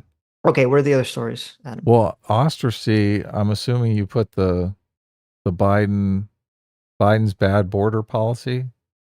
Hasan calls Taiwan slavers. Right. What's that about? Well, the Boer thing was from Spencer Harmon, sent me that article that we could look at. Okay, But we can do but that let's one. do the Hasan thing because that's pretty quick. Okay. Okay. So let's see. Let me go find the tweet real quick. Yeah, send it to me. I'll bring it up. Yeah, so Hasan has said this in other streams that we've covered, and he's saying it again, and just everyone was rightfully deriding him on Twitter. Here, I send it to you. Good. Hasan has these like just the worst takes ever, obviously, as we all know. So Yes. Hasan is comparing Taiwan to a country that is trying to maintain slavery because he's such a simp for communist China. It's so funny how all these leftists say like, "Oh, I'm not a tanky, I'm not a tanky, I'm not a tanky," but then they keep defending China for some reason, or they keep defending the Soviet Union for some reason. It's like, well, if you're not a tanky, why are you defending these hyper-authoritarian communist regimes? I thought your version of communism was different, right? Isn't that what you keep telling us? They're lying to you, Sitch. That's what They're it seems lying. like. That's what it seems like. What's this sports? Are we gonna watch a video, or are we gonna? Yeah, it's only Okay. 2 minutes, so just We'll do like a 3, 2, 1. 3, 2, 1. Yeah. Okay. Here we go. 3, 2, 1, go. It's like if Texas used to, like, the Confederate States used to rule America, okay, and they were pretty fucking brutal. And then there was like a Union Revolution, and then also a massive war on top of that, and massive massive war crimes that were occurring, and then the Confederate States of America just basically seceded and were able to have their own thing separately, and they still laid ownership. They still originally laid claim to the entirety of America, and the Union kept growing and growing as a superpower around the planet, and then inevitably all of the other countries that were primed against the United States of America decided, actually, okay, never mind. We are no longer acknowledging that like the Confederate States is the real America. We're now acknowledging and Texas being like the remainder Confederate state that like lost the war, basically was able to secede regardless, but was still laying claim to the entirety of America and maybe even fucking Canada. Okay. And then all of America's enemies around the world were saying, no, that's actually the real America. Texas is the real America. And then inevitably they were like, all right, never mind. We're reversing that. The Union is the real America. Texas is not the real America, but we're still going to keep giving Texas as many weapons as possible so they can maintain the Confederacy as like a stronghold against Union America, the United States of America, and constantly have that as a cudgel, constantly have that as wield the existence of the Confederate States, or the existence of Texas as a Confederate state to the existence of the United States of America. Okay. So the situation, we've covered this before with Taiwan. Mhm. I guess China had a monarchy, and the monarchical family was targeted by the Chinese Communist Party, and they escaped to Taiwan. And that's where they've been ever since. And the Chinese Communist Party has taken over the mainland. Right, but the monarchy has obviously since become democracy, right? Yeah, the monarchy has become a thriving democracy. Yeah. With a huge manufacturing industry that produces a lot of chips that everyone And freedoms loves. Yeah. and human rights. And China right now is the closest thing we have to an Orwellian dystopian future as a country. Right. So it makes the analogy that he's putting forward here kind of strained, because Kind of insane, maybe? Well, yeah, obviously. Because Mhm. well, obviously China is the one that's, putting people into re-education camps and Yeah. potentially taking their organs and whatnot. So Right. Well, I mean, not only what's going on now, but what happened in the past, like comparing the Communist Party in China to the Union in America, when, it's estimated that during the Great Leap Forward, okay, which is when like China did their mass, socialist revolution to try to like make everything, adhere with their socialist ideology, that it's estimated that 30 to 45 million people died. Okay. my God. 30 to 45 million. Can you imagine 30 to 45 million people dying over a period of what? 4 years? You 4 can't. years. Okay. You can't. 4 years. That That's many people died. impossible to imagine. And it was due to famine, execution, forced labor, massive economic and environmental destruction, and over 2.5 million people were also believed to have been tortured, right? So it's just like, this is so, these socialist simps are so disgusting to me. Because again, it's like, I'm not a tanky, but let me simp for like the most authoritarian, horrible regime in the world, which if they didn't say that they were socialist, if they just said they were fascist, I would say they're the worst person in the world. But because they're so tribal, because Hasan is so tribal, it's like it lowers his IQ to below sea level, and suddenly he has to simp for all of this like horrific behavior. It's insane. Yeah, it's terrible. I mean, the biggest distinction between the two is obviously China is an authoritarian regime and Taiwan is a democracy. Which you'd think that would be the thing people would focus on, but Yes. yeah, the Yeah. communists, they want their ideology to win, and China is like a big example for them of their ideology winning. Well, that's a great point, and it really shows to me like the truth of what's going on here. Because when they say, "Oh, I'm not tanky, I don't believe in authoritarianism," and it's like, well, yet they want to point to the successes of China in terms of like the economic successes, and so it's like, well, when they do that, what you're saying is, well, you kind of do want authoritarianism. You're saying like authoritarianism is fine as long as it has some consequentialist economic outcome that you agree with, even though it's still bullshit because, you have right now in China, the majority of people in China don't even have anywhere to invest their money. The middle class in China doesn't have anywhere to invest their money because everything's controlled by the government. They're afraid the government's going to take all their money. And that's why they've been dumping into real estate, which turns out is a bigger housing bubble than like 10 times bigger housing bubble than what we had in America in 2008. Yeah, it's ridiculous what they got going for an investment scheme in China. The whole thing is going to fall apart. But they don't Kind of care. crazy. Yeah. Hasan doesn't care. These people care. So it's really horrible and gross. It is looking into an alternate reality though, because Hassan probably doesn't watch any of the sources that we watch on China, like Peter Zahan or the China Boys or Mhm. any of these shows that basically give a peek into what's really going on in China. He Right. just laps up the China propaganda Yep. and loves it because, everything's fine in China. Okay. Although, Oh, why would they be on the verge of invading Taiwan if everything was fine? well, and that's what's wild too, is it's like the way he frames this, like, oh, it's like the Confederacy saying they still like own like part of the property. It's like, yeah, it's true that technically Taiwan is saying like, oh, we still like, really technically the true rulers of all of China. Yeah, but no one thinks that Taiwan is ever going to actually invade China, where everyone thinks it's very possible and not highly likely that at some point China wants to or will invade Taiwan. And yet like the way he's framing it, it's almost like he's going to say that if China invades Taiwan, that it's justified, right? Like if Yeah. China does attack Taiwan, all these total pieces of crap socialists are going to come out. Not all of them, but Hassan is, and all these other people. They're either going to defend it or they're going to softball it. No, they're going to defend it just like they did October 7th. They're going to Right? say, look, they had it coming. Yeah. It's going to be wild if that He's happens. already So. setting it up that way as just framing them as the slave owning South. Sure. Right. They're the Yeah. aggressors. Yeah. Yeah. Oh, let's talk about the shooting case. Okay. That we talked about a little bit We yesterday. talked about a little bit yesterday. Yeah. What is her name? Jennifer Crumbly. Jennifer Crumbly. Right. You want to Why give the don't you give background? the backstory on all that?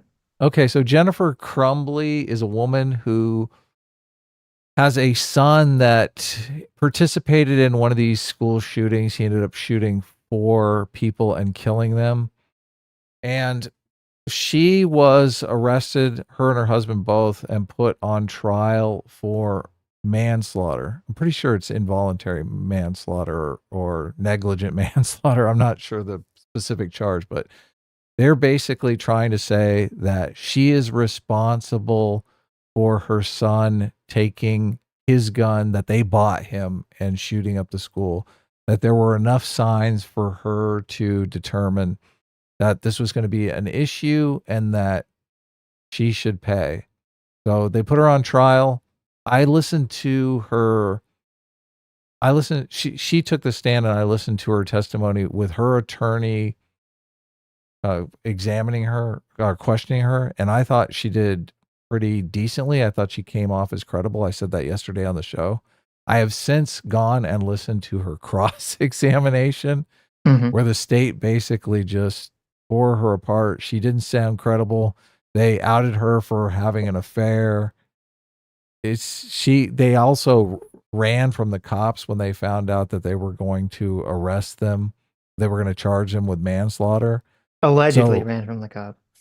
well, it seems like I think she ran from the cops. Sitch, Is what it but seems like to me. Yeah. if I'm on the jury, I'm thinking she ran from the cops. So the thing is, I mean, I honestly think, I don't think they should have convicted her of manslaughter, even though they did. They Mhm. convicted her. I don't know if the sentencing has happened yet, It but hasn't I happened think, yet. No. yeah, but I think this is kind of a miscarriage of justice. And I pointed to the same thing that you pointed to was it. So that he was at school and he did some drawings that seemed weird. And Well, very okay. Let me just be specific here. Those okay, go drawings ahead. are a massive red flag. Like, so he had a drawing where it was like a person bleeding out. There was a gun that was a gun that he owned. There was a drawing of a bullet, and then it said something. He wrote on it too, and it was something like oh my God, it was something like, why can't the voices stop? Or like, why won't someone help me? It was like so like, wow, how is Cry this for not like help. just, yeah, it was such an obvious cry for help. Like, how is this not just a massive red flag to the school itself?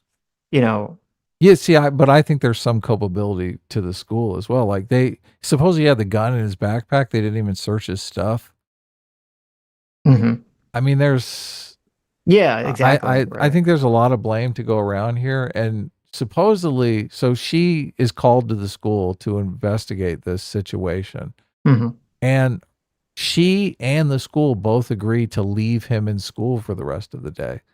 So I don't know why, if the school thought it was such a big deal, if they weren't insistent on, look, you need to take your kid home.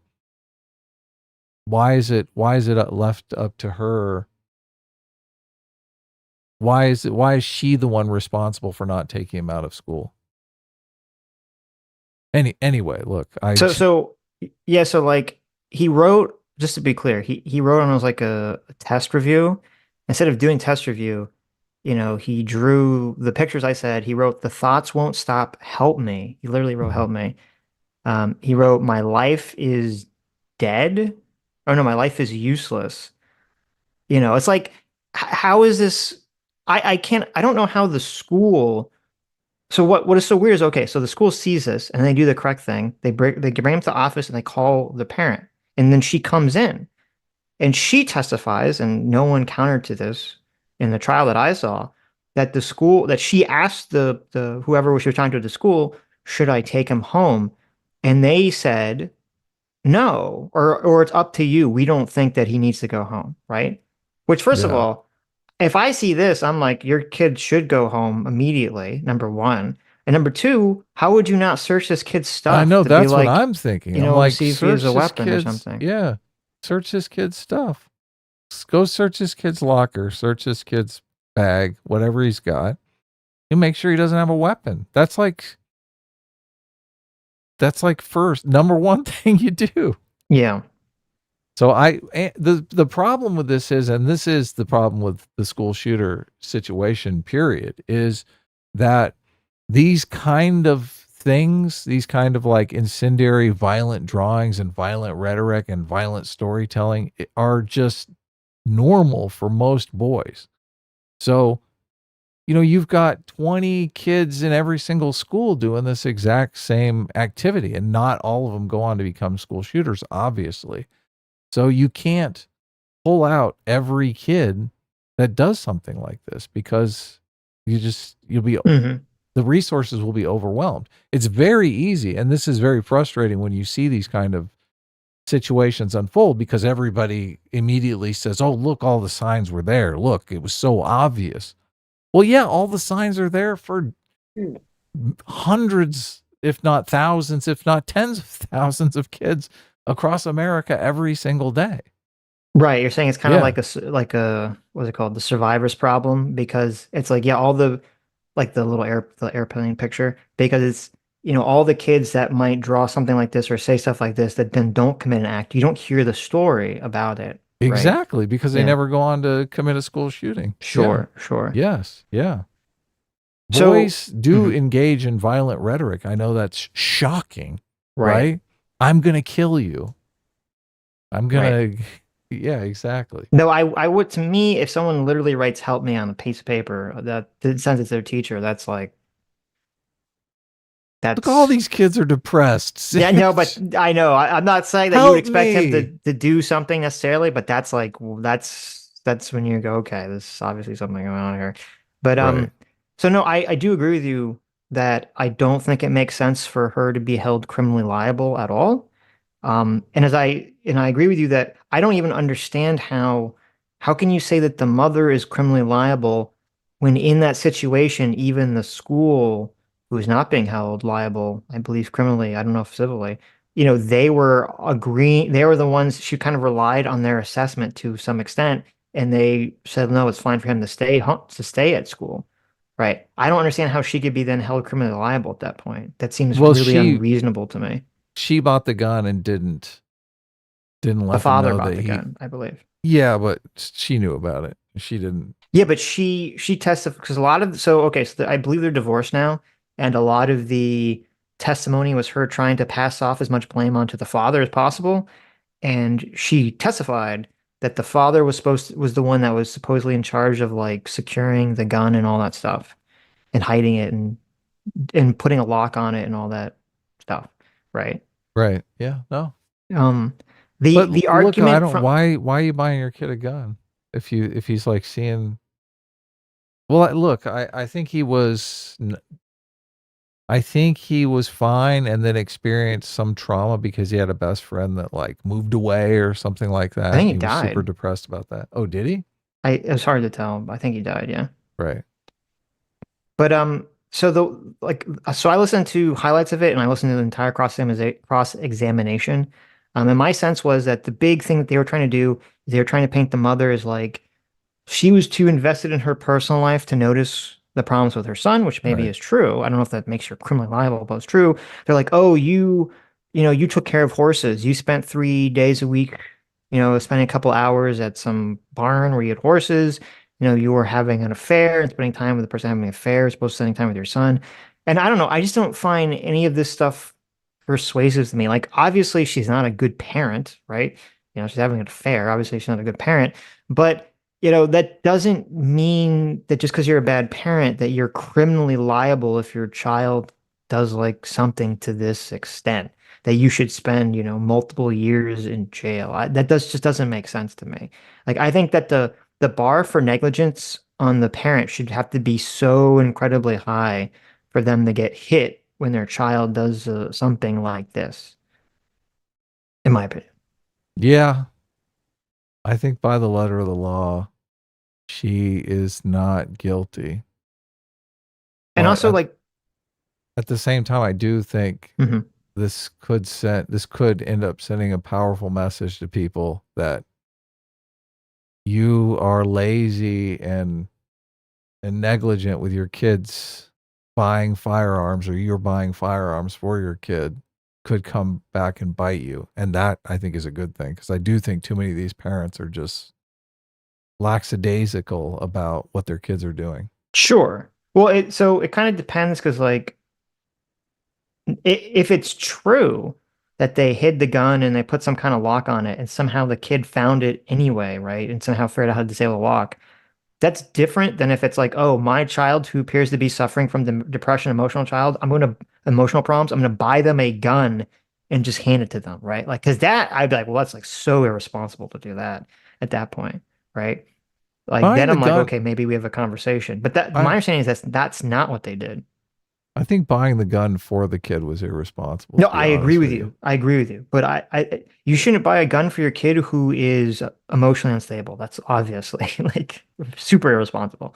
But I don't know, just buying a gun for your kid to use at a shooting range and supposedly you keep it somewhere that they're not supposed to have access to it normally, I don't think that's criminally irresponsible, No, no, not at all. right? Yeah. And then there was the other thing was about the supposed thing about him hallucinating and that she was kind of ignoring it.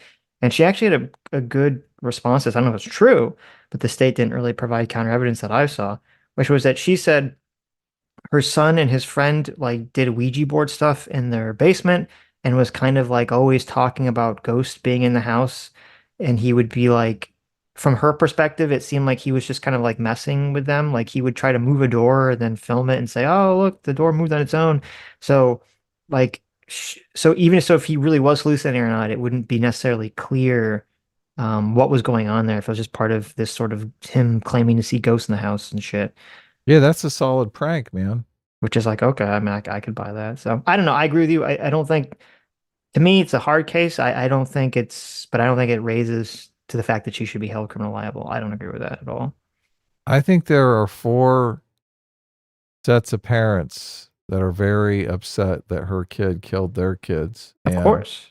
If you're one of those parents, obviously yeah. you'd be like, "Well, let this lady burn in hell," Yeah, right? exactly. Exactly. Sure, Let sure. this lady fucking burn in hell. Exactly. That I think is what's really going on here.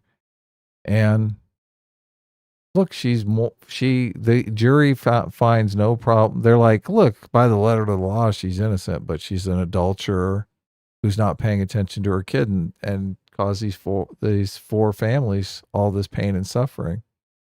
Fuck her. That's what they're doing. Yeah. I Yeah. wouldn't be surprised though. Well, I don't know. It depends, but I wouldn't be that surprised if her conviction ends up getting appealed on something. Yeah, no, I So, think that's probable. So yeah. So, yeah, because it does seem I was kind thinking of that sus. exact same thing. I was Yeah. thinking that exact same thing. I wonder how those parents are going to be on the merry-go-round as soon as this is overturned and appeal. They're not gonna be happy. That's for sure. This is so sad. This is such a sad story. Yeah, it's terrible. People have no anyway. Don't let the gun grabbers get a hold of this one. There you go. Stuck for $5 says it's about time we stop being surprised that socialists are everything they claim liberals are. That's a good point, Stuck. Oh yeah. Ostracy for $5, thank you. Says as a Texan, we do lay claim to all of America and Canada. There you go. That is true. Isn't Ostracy the one? Isn't that why you wanted to talk about the Biden thing? No, Spencer Harmon. Okay. I asked Spencer to send me the article and he did send it to me.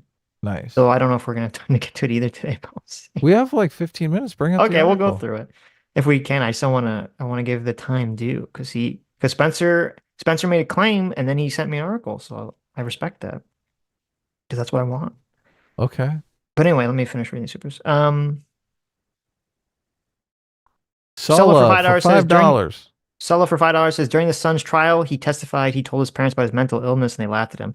Yeah, so this is part of the problem is it's all unclear as to like the context of all these situations, right? Because Sitch he was like, always tells me about his mental illness, and I laugh in always his laughs at him. face. That is yeah, true. exactly. Because it's like, oh, was she laughing? Like, if your kid comes to you and says, like, oh, listen, I think I'm, super depressed and I feel like my life is gonna end and like you just like something like that and then you laugh in their face like obviously you're like what the fuck is wrong with this parent, right? But if it's like the kid is like, oh, I'm seeing ghosts and there's something and they kind of laugh it off like, well, okay, well, like those are very different situations, right? Yeah. And so you're right, Saul, in terms of like that idea is a lot of probably what was sort of in the jury's mind when making that decision. But at least from what I saw, it wasn't really clear to me what exactly she was supposed to be laughing at in terms of whatever the claim was. So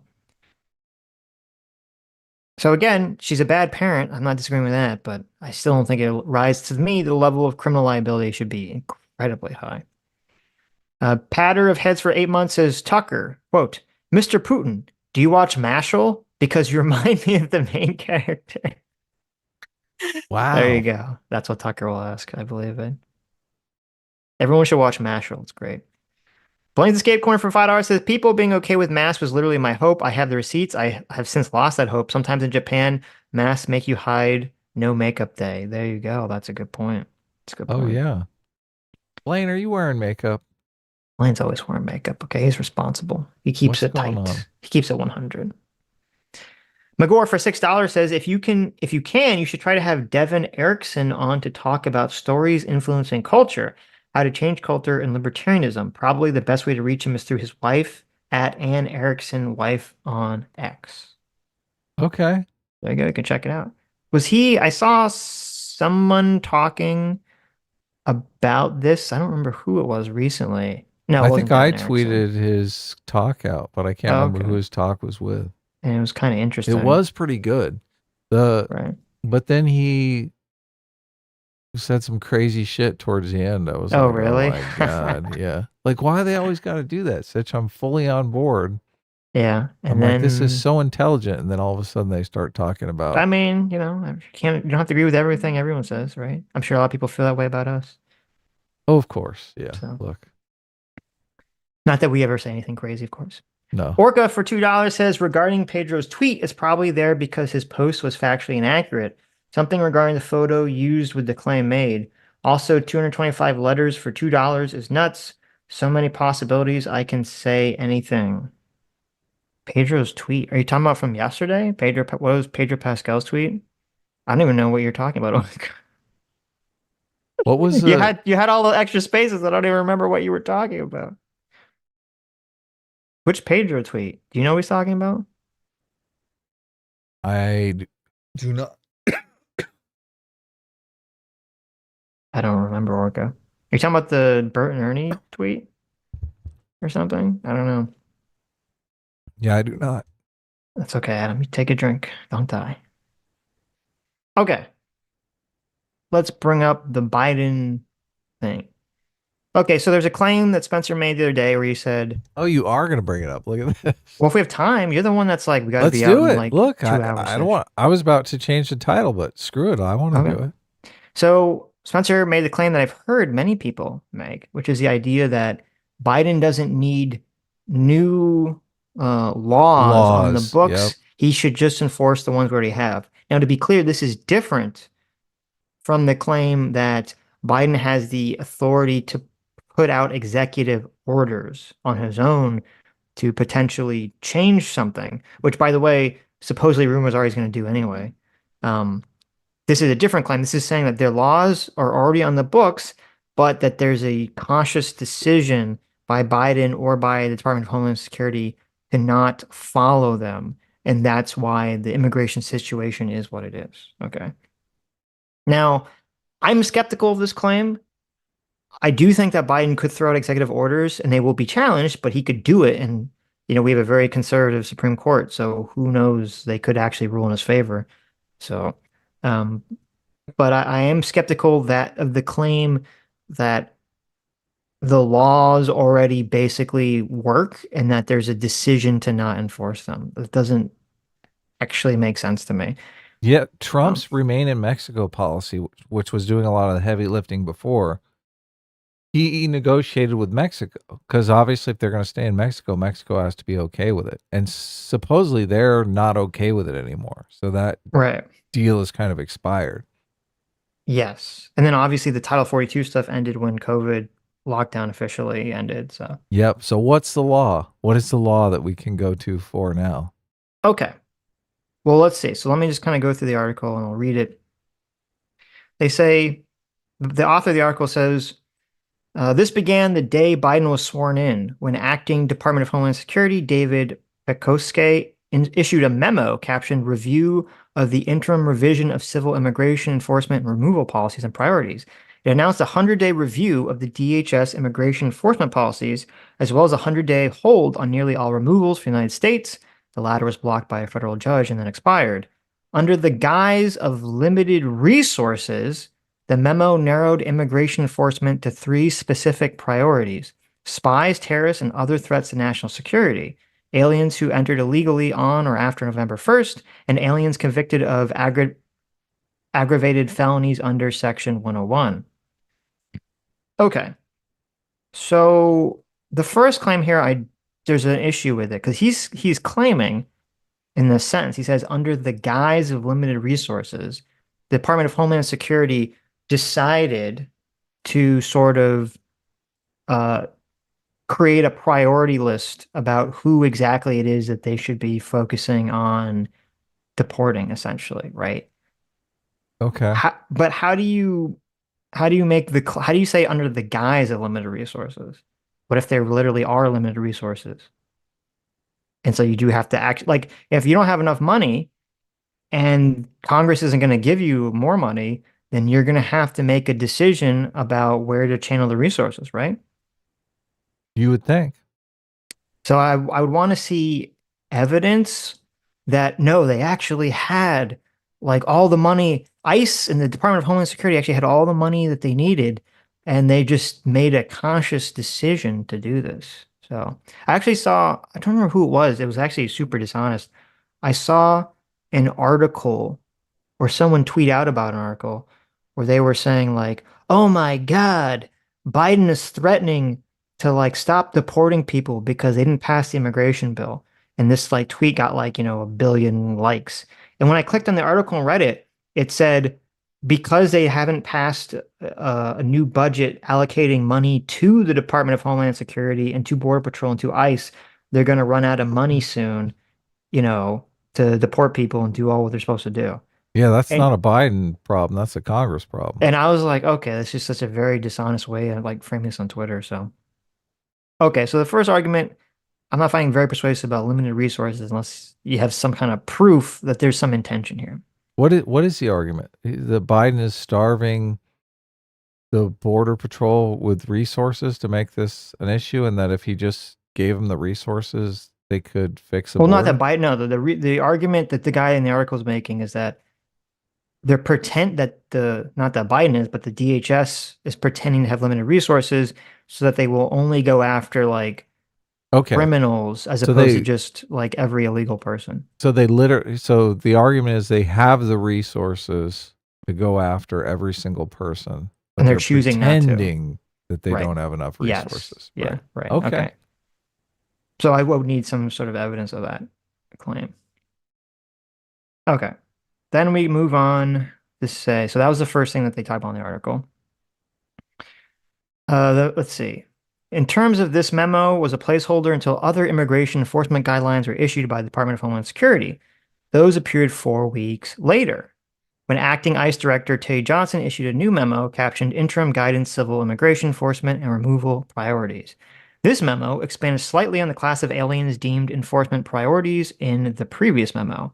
Spies, terrorists, and removable aliens who were not here on October 31st still made the list, but the February 18 guidelines also included non-detained aggravated felons and certain gang members if they pose a risk to public safety.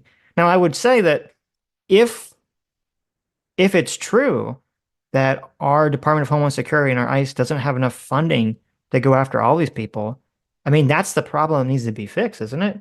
There should just be way more funding allocated towards Department of Homeland Security. And that would be where I think the Republicans would be correct, because I would imagine, I don't know for a fact, but I would imagine if you go back and you look at legislative history, I would imagine the Republicans are generally the ones pushing for more funding to ICE and Border Patrol and things of that nature in the Department of Homeland Security for border enforcement. And it's generally probably the Democrats who are fighting against allocating more resources to that. That would be my guess. And that would be a completely valid criticism to levy at the Democrats in terms of them helping create the situation that we're in currently right now. Okay. On August 19th, 2021, U.S. District Court Judge Drew Tipton enjoined the restrictions in the previous memos placed on immigration officers in the enforcement of immigration laws against criminal aliens in Texas versus United States. A suit filed by the states of Texas and Louisiana to force DHS to implement the immigration laws as written. A month later, a 3-judge panel of the Fifth Circuit narrowed Judge Tipton's injunction, while the Fifth Circuit therefore vacated the decision and agreed to rehear the case. New superseding guidance was issued later, though, by Department of Homeland Secretary Alejandro Mayorkas before a hearing could be held, and the matter was returned to the previous judge.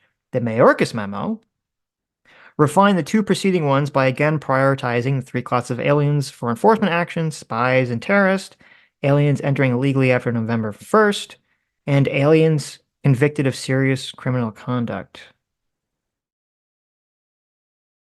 So let's be clear here. It says, okay, 3 classes of aliens that they prioritize were spies and terrorists, but it says aliens entering illegally on or after November 1st, 2020. So to be clear, even under this memo, okay, that this author is saying is like a bad memo, one of the priorities of people to go after are people who are newly illegally in the country for a year. This memo was written in November of 2021, and they're saying the priority should be spies and terrorists, gang members, people that have done serious criminal conduct, and people that have entered the country in the last year. Is that really like a bad priority? Isn't that exactly what you want? I just don't see how any of this is related to enforcing current law would deal with the issue. Because the argument that the person in the article is making is that they're intentionally only prioritizing certain people to go after, and they're ignoring everyone else, and that's what's creating the issue. the immigration crisis, right? But if one of But the this people that none of what you said circumvents the asylum laws. I understand that. I Yeah. understand that, right? But that's first of all, so we haven't even got to asylum yet, and I don't. We'll see if the article gets there. But also, if one of the prioritized groups is people that are entering the country now and have entered the country illegally in the past year, I don't see how you could say that this shows that they have the laws required and they're just not doing what they're doing when they're actually going after the recently coming into the country people. It seems So like there's just more, they just need more money. they're deporting people that have already been deported once. That's what's going on. Repeat No, no, no, no, offenders. no. No. They're saying that they want to prioritize people who have entered the country within the last year versus Right. say like people who have already been here for like 5 years. Okay. Gotcha. That's what they're saying. Yeah. New Okay. arrivals. Right. Which if you're talking about increasing immigration, that would be the goal. Okay. Border descent. Here's the next paragraph. Border descends into chaos as Biden ditches deterrence. The southwest border also began descending into chaos almost immediately after Biden took office. Border Patrol agents set a new yearly record for migrant apprehensions in 2021. With the administration blames external forces for the humanitarian disaster at borders, its own policies are largely to blame. For example, even though the INA requires DHS to detain illegal immigrants from the moment they're caught to the point they're granted immigration status or removed, Biden instead released 1.129 million aliens encountered at the border through the end of June. Aliens enter illegally to live and work here, and those releases allow them to achieve that goal, encouraging more to come. Okay. True. Yeah, that definitely happens. Right, but it's so okay. Well, hold on. We'll come back to that in a second. Prosecuting foreign nationals for entering illegally, a misdemeanor or first offense and a felony for serial offenders, is a proven deterrent. But Biden has shown no interest in prosecuting aliens for the offense because, if I've explained many times before, deterring illegal entries is not an administrative objective. It prefers to manage the chaos at the border by moving illegal migrants into the already overwhelmed immigration court system instead. Once in court, assuming they show up, those aliens can extend their legal stays in the United States indefinitely, mostly by filing asylum claims. Some will be successful, but if history's a guide, most will not. Okay, so here's the question about the Biden releasing 1.12 million aliens. Um, why did that happen? Was that just Biden saying, fuck it, I want to have a bunch of illegal immigrants enter the country? Or is it because there were so many people entering the country making these false asylum claims that there's just literally nowhere to house them? And there are probably in the law specific things that say how people are supposed to be housed. And if you don't do that, then you're breaking the law. And so they have no alternative because they don't have enough money to build all the facilities required to do this. And they just have to let them kind of exist in America, right? They're not prosecuting because they don't have the resources to prosecute. It's not they have the resources and are not doing it because they don't want to. That's what you're saying. No, I'm saying, okay, so the guy's saying, he's saying that he's talking about the problem is you have a bunch of people show up, right? They make Right, a and they claim don't get prosecuted. So more people show up because they're like, it's free pickings. Just come on down. Right. But okay, before you even get to the prosecution thing, okay, if you show up and claim asylum and it's granted, you're not prosecuted because that's fine anyway. Yeah, but right? most of them don't actually get asylum. I understand that, but it would be very difficult for a court to prove. Okay, if someone shows up to America and they say, "Listen, yes, I came through an illegal port of entry, like an illegal port of entry, right? I didn't go to the correct port of entry." Right. But I came here to claim but as soon as I entered, I walked to a US official and I said, grant me asylum, right? It'd be very hard for a court to then prove that that person had criminal intent, right? Because they're like, well, the system is you can show up and claim asylum, right? Sure. And that's why that's probably why the judicial system doesn't go after people for doing this, because it'd be very difficult to actually prove those cases. They only go after people who've been, seems like generally either have a criminal record or people who've been kicked out and then re-enter.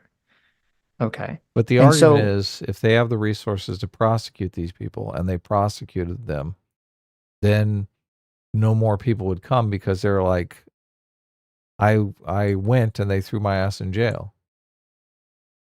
Yes, but number one, that would A, require more resources, right? And then B, it seemed like the big problem is not the prosecution thing. Okay. The big problem is that you have 1.1 million people enter claiming asylum claim, and there's nowhere to house them until the claims can be heard. Right. That They seems to don't be have the a real jail. issue, Yeah. right? Yeah. They'd fill the prisons top to bottom.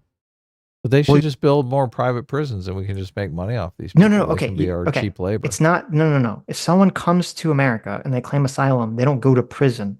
They have to be Why held not? somewhere until the claim can be adjudicated. No, look, let's throw them Because in they haven't jail. committed a crime. You don't know. That's the whole point of the They have asylum committed claim. a crime. They haven't, though. They crossed the border illegally. That's a crime.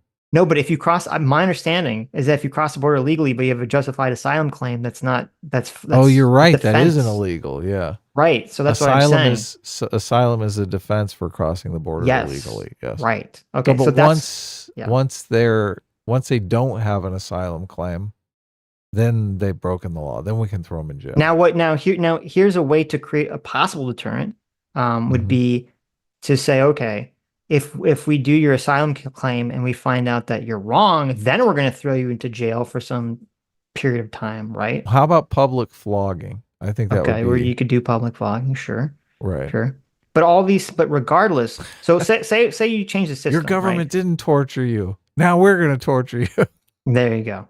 Say you change the system so that, like, if you come to America and you enter illegally and you then claim asylum, and if your asylum is found to be not warranted, you then Right. go to jail for however long you would get for 2 crossing years. the border, right? I don't know what the 2 penalty would years be, seems right? good. And But, we have a work program. Right. Okay. That would first of all, that would eventually deter people. So I'm not necessarily saying that that's necessarily the wrong thing to do, but Flogging will work faster, but flogging would work faster. That's true. But you would cause two problems. Okay. The first would be you're going to fill up all the prisons. So you're going to need way more resources to build way more prisons. Okay. Number one. And then number two, part of the problem we have now is it's all like trying to get people, it just takes so long because we don't have enough courts to adjudicate all these matters, all these asylum claims, that those people are just going to be, you still need to have facilities to house all those people for whatever the length of time is required. And you're going to need way more judges to speed up the process. Right? yeah, Okay. of course. But the claim is that if we just use the laws that we have on the books, we'll be able to solve this problem. That's the claim. Yeah, but that's the problem. Is like, okay, even if we were to say that you could use all the laws that currently exist in the book, right? Which the only way I would understand that would be you could do that is if you did this system where you started putting people in jail if their asylum claims failed, right? If Or that's even, flogging. assuming that's legal, right? I don't know the specifics about that, but assuming that's legal, right? And you got the courts to start doing that or the state to start doing that. Flogging is probably cruel and unusual punishment. Yeah, you can't flog people, yeah. right? Okay. Even if you could do that, right? Yeah. You still would need shit tons more money to fix the problem. And that's outside the president's control. That's, again, the power of the purse is up to Congress. Yeah, no, I agree. You need the resources. The problem right now is that the resources are overwhelmed.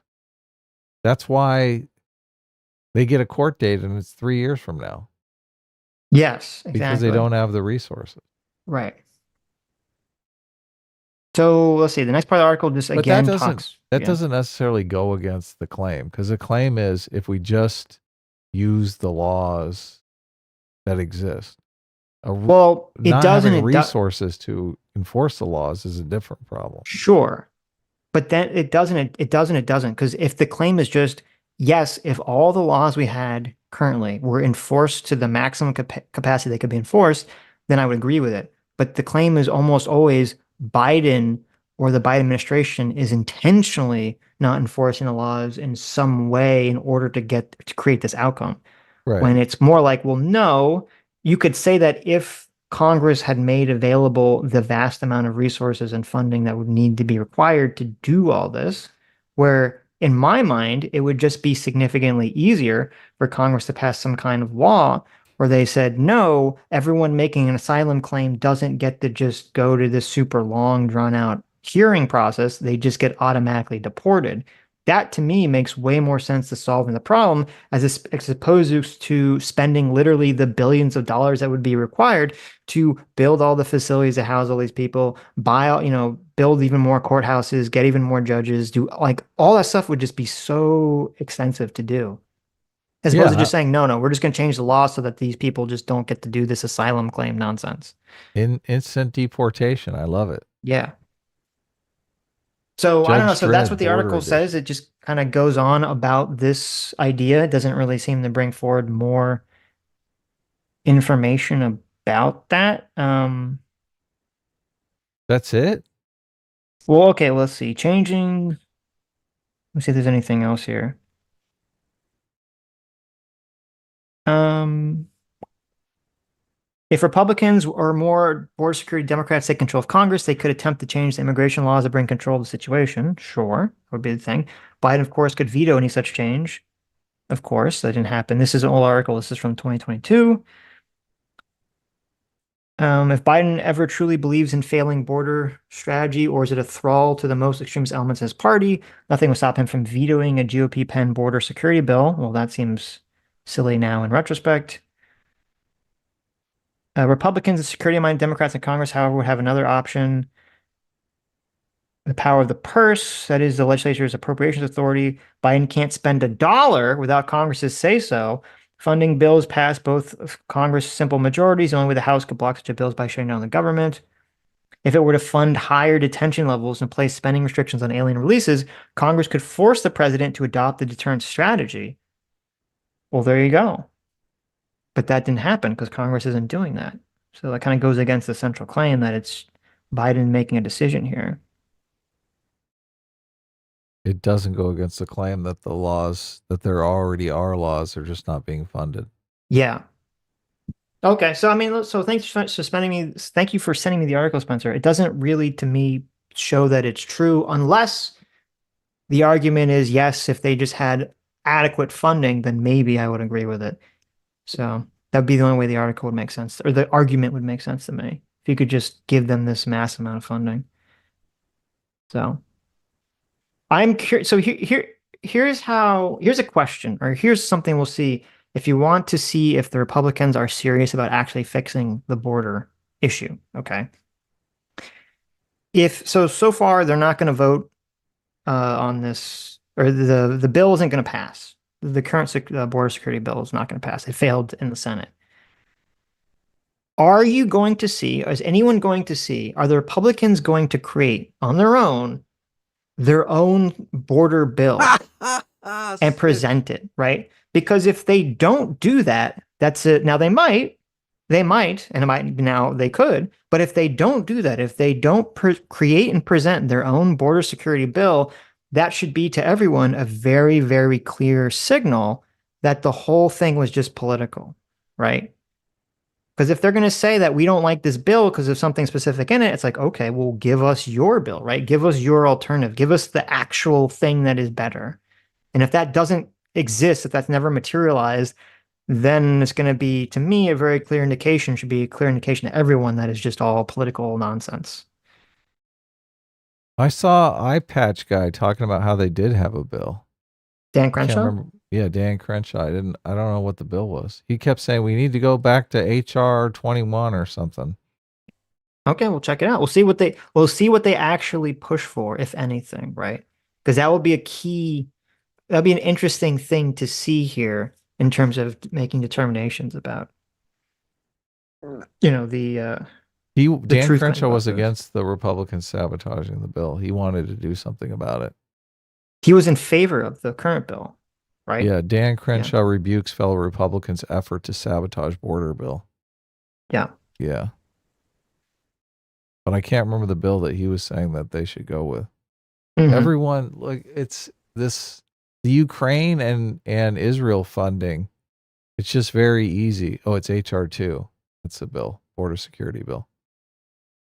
The House did our job. Remember, we passed HR 2, the Secure the Border bill 9 months ago. The speaker added, it's been sitting on the Senator Chuck Schumer's desk collecting dust.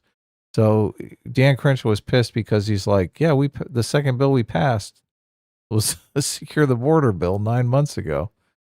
I mean, they could just pick that up and Right, but start what's with it. in that Yeah. bill? And will it actually help? Right. They have to go Public through that bill. flogging? Come on. I don't think there's any public they're the flogging in HO2. Republican. Right. Oh, God. Mm-hmm. Nothing. Look, a good public flogging will help this country immensely. Mm-hmm. Look, I'm joking, obviously. So, but yeah, so would you accept the claim that if we just funded the laws on the books, that we'd be okay? Well, yeah, we would definitely be in a significantly better place. I do agree with that 100%. Yeah. Okay. Sure, Okay. sure. So look, there you go, Spencer. Just say that. When Sitch shrieks, just say, look, if we funded the laws that we have on the books, there would be no problem. Yeah, but that's true. Yeah. Yeah, but no one wants to do that. That's the problem. Everybody's It'd be too expensive, saying, yeah. But it's a tougher claim to make that if we just enforced. Yeah, look, the claim is we don't need new laws. We need to enforce the laws we have. So if you just say we don't need new laws, we need to fund the laws that we have, then I think you're on firmer ground. Yeah, but the problem is the point. You have to say, what is the point of the claim? We don't need new laws. We need to enforce laws we have. What is the point of making that claim in the first place? The point is to say we don't need new legislation. We already have plenty of legislation. No. That's not the point. What is the purpose? What is the motivation of making that argument? It's because they don't want to pass a new border security bill. Yeah, exactly. Because they don't want to pass a new law, and also because they want to attack the executive branch because they're the ones that are supposed to be doing the enforcing, right? Oh yeah. Oh, that's a good point. But yeah, if you there's a little say bait and switch going on here, exactly, that's the point of the claim. So why if you are you say hitting yourself, Biden? Why are you hitting yourself? exactly, but if you say, well, that could be true if they had more, if the executive branch had more funding, that once again puts it back on the legislative branch of government, and so therefore the entire argument loses the point of existing in the first place. So that's why you're not going to hear people saying that. J-Max says we need more jogging, not flogging, Adam. That's how we get this country back on track. Listen, that's that'll like be the perfect dad joke, man. That's amazing. You know what? I think Jay just gave me an idea. Okay, here's what you do. Okay, so when you have illegal immigrants entering the country illegally and they're applying for asylum, right? You have to take them on a Forrest Gump run. That's a good idea right there. Look, jog across America. Yeah, they have to basically spend all day just jogging, and then they sleep, like they stop and they can sleep and they can have meals, but they just have to there's like a special government jogging path that goes around the entire country, and they have to stay in this jogging group until their hearing date comes up. Instead of flying them all over the country, we enlist them in a marathon that we bet on. Yeah, there you go. So look, that's good. So even if they get sent back, at least they're in better shape, right? Because they've been running all this time. Oh yeah, exactly. So there you go. It's a healthy alternative. We'll call it healthy borders. Okay, we can get the left on board. Healthy borders. Oh, this is great. This is a perfect solution. I love it. America we have solutions. Okay. Yeah. Give us your world's problems. We have solutions. We're going to make them run. Exactly. Yes. I like it. Okay. Are we good? Oh, wait. We got a couple more super chats. Some super chats. Then we'll wrap up. Plains Escape Corn for $2 says, I haven't worn makeup since my MCR guy liner days. There you go. Good for you. That always reminds me of that Pixie song. I was wearing eyeliner. She was wearing eyeliner. Have you sported the eyeliner at all, Sitch, or is that? I've never worn eyeliner in my entire life. What? Come on. Right. I mean, I've worn eyeliner a couple times. I mean, you can't have a goth girlfriend without her putting eyeliner on you. Is that true? Of course. Oh, okay. Yeah. Listen, I have a confession to make. You've never had a goth girlfriend. No. I know. Sad. Look. So sad. You should put some eyeliner on next time you go on a date. There you go. There you go. See what happens. See what happens. Okay. Okay. Stoic Proprietor says bold idea. Instead of deport, illegal entry comes with the penalty of having to listen to "This Is the Song That Doesn't End" for an entire week on loop. Oh, there you go. That's pretty good.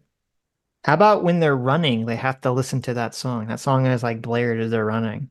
So, but it's like blared far enough like in the back that if you stay up towards the front of the jogging group, you don't hear it, right? So it motivates people to keep pace.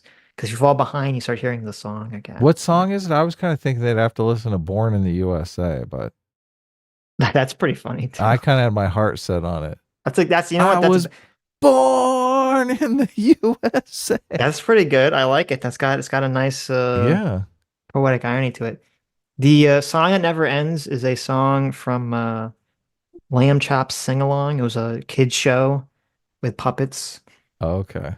And it was "This Is the Song That Never Ends. It goes Oh, that on and sounds like on, my torture. friend." That's the whole point of it. The whole point of it was to teach kids to sing a song that annoyed the fuck out of their parents. Ooh, That was ouch. the entire point of it. So Sounds horrible. Brian for $20 says it is still a criminal offense for asylum seekers to cross the border illegally, and they can be charged with a criminal offense under Section 325. Being an asylum seeker does not mean you did not commit a criminal offense. Is that true though? I don't know the answer to that question. Because I would imagine that if you get a correct asylum claim, it would, I don't know, but I would imagine it would give you some level of protection. Let's see, U.S. Code 132, improper entry by an alien. An alien who enters or attempts to enter the United States at any time or place other than designated by immigration officers, or eludes examination or inspection by immigration officers, or attempts to enter or obtains entry to the United States by willfully false or misleading representation, or the willful concealment of a material fact, shall, for the first commission of any such offense, be fined under Title 18 or imprisoned not more than 6 months. So they have a 6 month maximum that they could potentially give people, I guess. Let's see. What's it? Any alien who attempts or enters the United States at any time or place other than is designated by immigration officers. I wonder what that means specifically. Well, I would be interested to see case law in terms of how this comes to effect, because that'd be an interesting thing to see exactly. Because I'm assuming this has come to case before, this asylum seekers being charged with illegal entry. I have to see exactly how it works. So Sitch has never had a favorite band.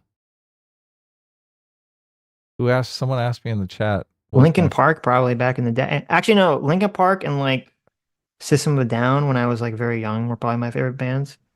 Dr. I don't Zayas really, says, what is your favorite Pixie song? He's asking me, but I don't really have a favorite band anymore. But Wave of Mutilation is pretty good, but I don't know if that's my favorite. It's hard to say. Man, I love the Pixies. Like all the songs are so good. So, yeah, that's a tough one. How long do asylum seekers have to wait to receive credible or reasonable fear interviews? And then, okay, so here's an article that's claiming, I don't know if this is true. It's an article that's claiming that when they're apprehended by Customs and Border Patrol, there are two possibilities. First, they may be criminally charged with illegal entry, a misdemeanor, or illegal reentry, a felony, and only after finishing their criminal case, further detained by ICE to await the credibility of reasonable fear interviews. So if that's true, that would definitely give a lot of power to the argument that they should just actually uh, put people in jail for illegal entry before they even hear an asylum claim. If that's actually the way it works, then I would agree with that. They should actually do that. So that could be an argument in favor of just enforce the laws that exist. What is it? I need to get up to speed. What's the enforce the laws? If there's a claim, so there's an article that's claiming, I don't know if it's true, there's an article that's claiming that if you enter into the country illegally, they have the ability to criminally charge you with the crime of legal entry first, and only after they finish the criminal case would they have to hear the asylum claim. Now, Whoa. I don't know if Okay. that's true, but if that is true, that'd be a big thing in terms of why are we not just enforcing the laws that exist currently? Right. So if Yeah. that is true. Yeah. And I mean, that's pretty harsh if they really are seeking asylum for something torturous. It's like we've Yeah, thrown but them in jail for 2 years and then all of a sudden, oh, yeah, it turns well, out it was you. a 6 month maximum, and I doubt it would even be 6 months because that's the maximum, right? Right. Okay. So but I understand it'd be harsh, but the whole point is that there's too many people coming seeking asylum incorrectly. Um, Yeah. Look, I I've I wouldn't be throw the people opposed in to and they're that. lying. I wouldn't be opposed to them doing that if they can do that. I wouldn't be opposed to them doing that. I still think, though, that's a far worse alternative to just giving the border patrol the ability to auto deport people, anyways. Like, Yeah. why don't you? They could do both if they want to do both. But I still think because that's just going to fill up the prisons. People would still come anyway, right? Like, people would still say, well, I'll go to jail for like 2 weeks or a month or whatever the average sentence will probably be just to get a shot at it, to leave wherever their country is. So I don't know if that would really be such a massive deterrent anyway, but That's a cakewalk compared to the Panamanian Gap, right? I mean, it sounds like it from what I was hearing. So Fondue for $5 says, now imagine all of the tens in their jogging gear running around the country. The there you SMA go. border policy is really coming together. So we were talking about letting hot girls in to the front of the immigration line. So this is, Mhm. and we would give them obviously star-spangled tracksuits to compete in the marathon across America, where they're listening to Born in the USA on their iPods. Right. Nomad for $10 says, great show, guys. Based as always. Thank Look you. at that. And even got 3 likes on that, which is great. Okay. Colt, Well, there you go. Some Colt interesting Hammer things. Yeah. gives his first super chat $4.44. Thank Thank you. you so much. That's a lucky number there. Says, thanks for the show. RGB fam for $5 says, a bill that's 80% for wars in the East Hemisphere that causes migration is better than no bill.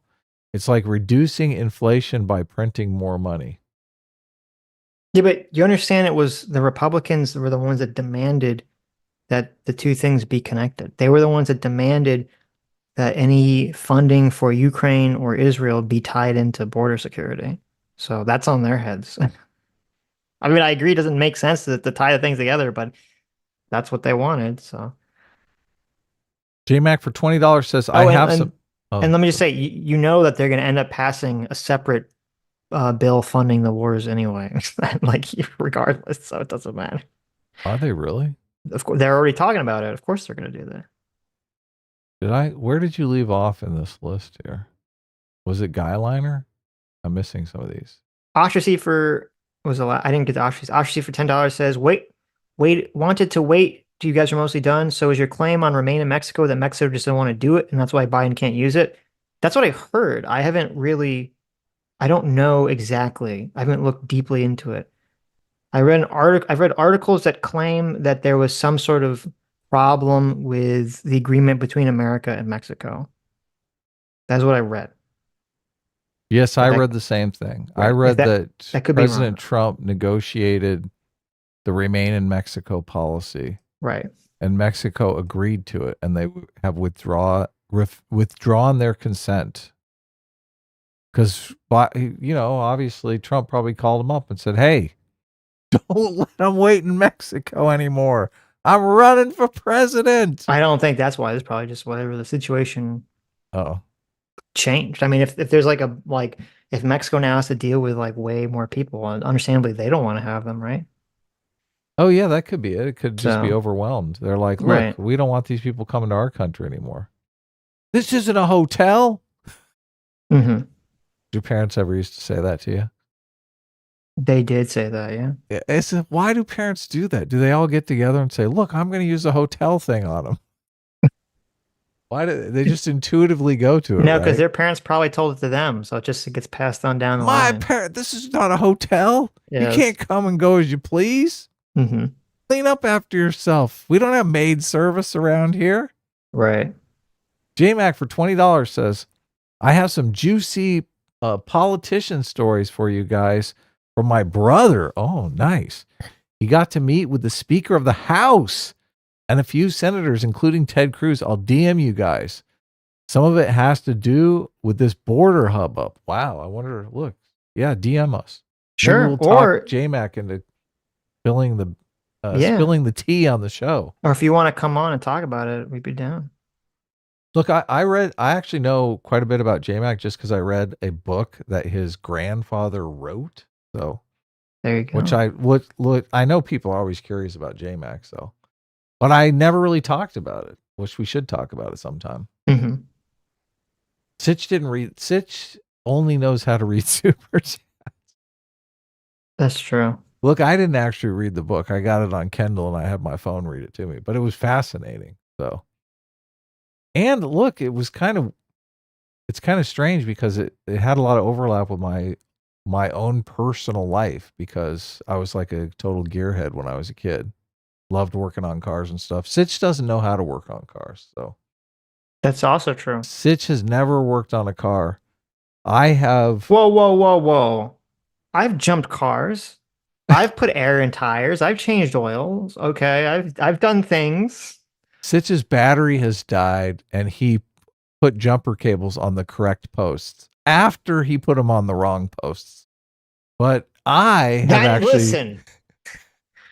actually rebuilt an entire car engine. It's really annoying because, okay, you know how you're supposed to put the one clip on something that's not going to conduct electricity like around the engine area? Yeah. The engine block? Yeah. The so black in my one? car, there's like almost nowhere to fucking put it.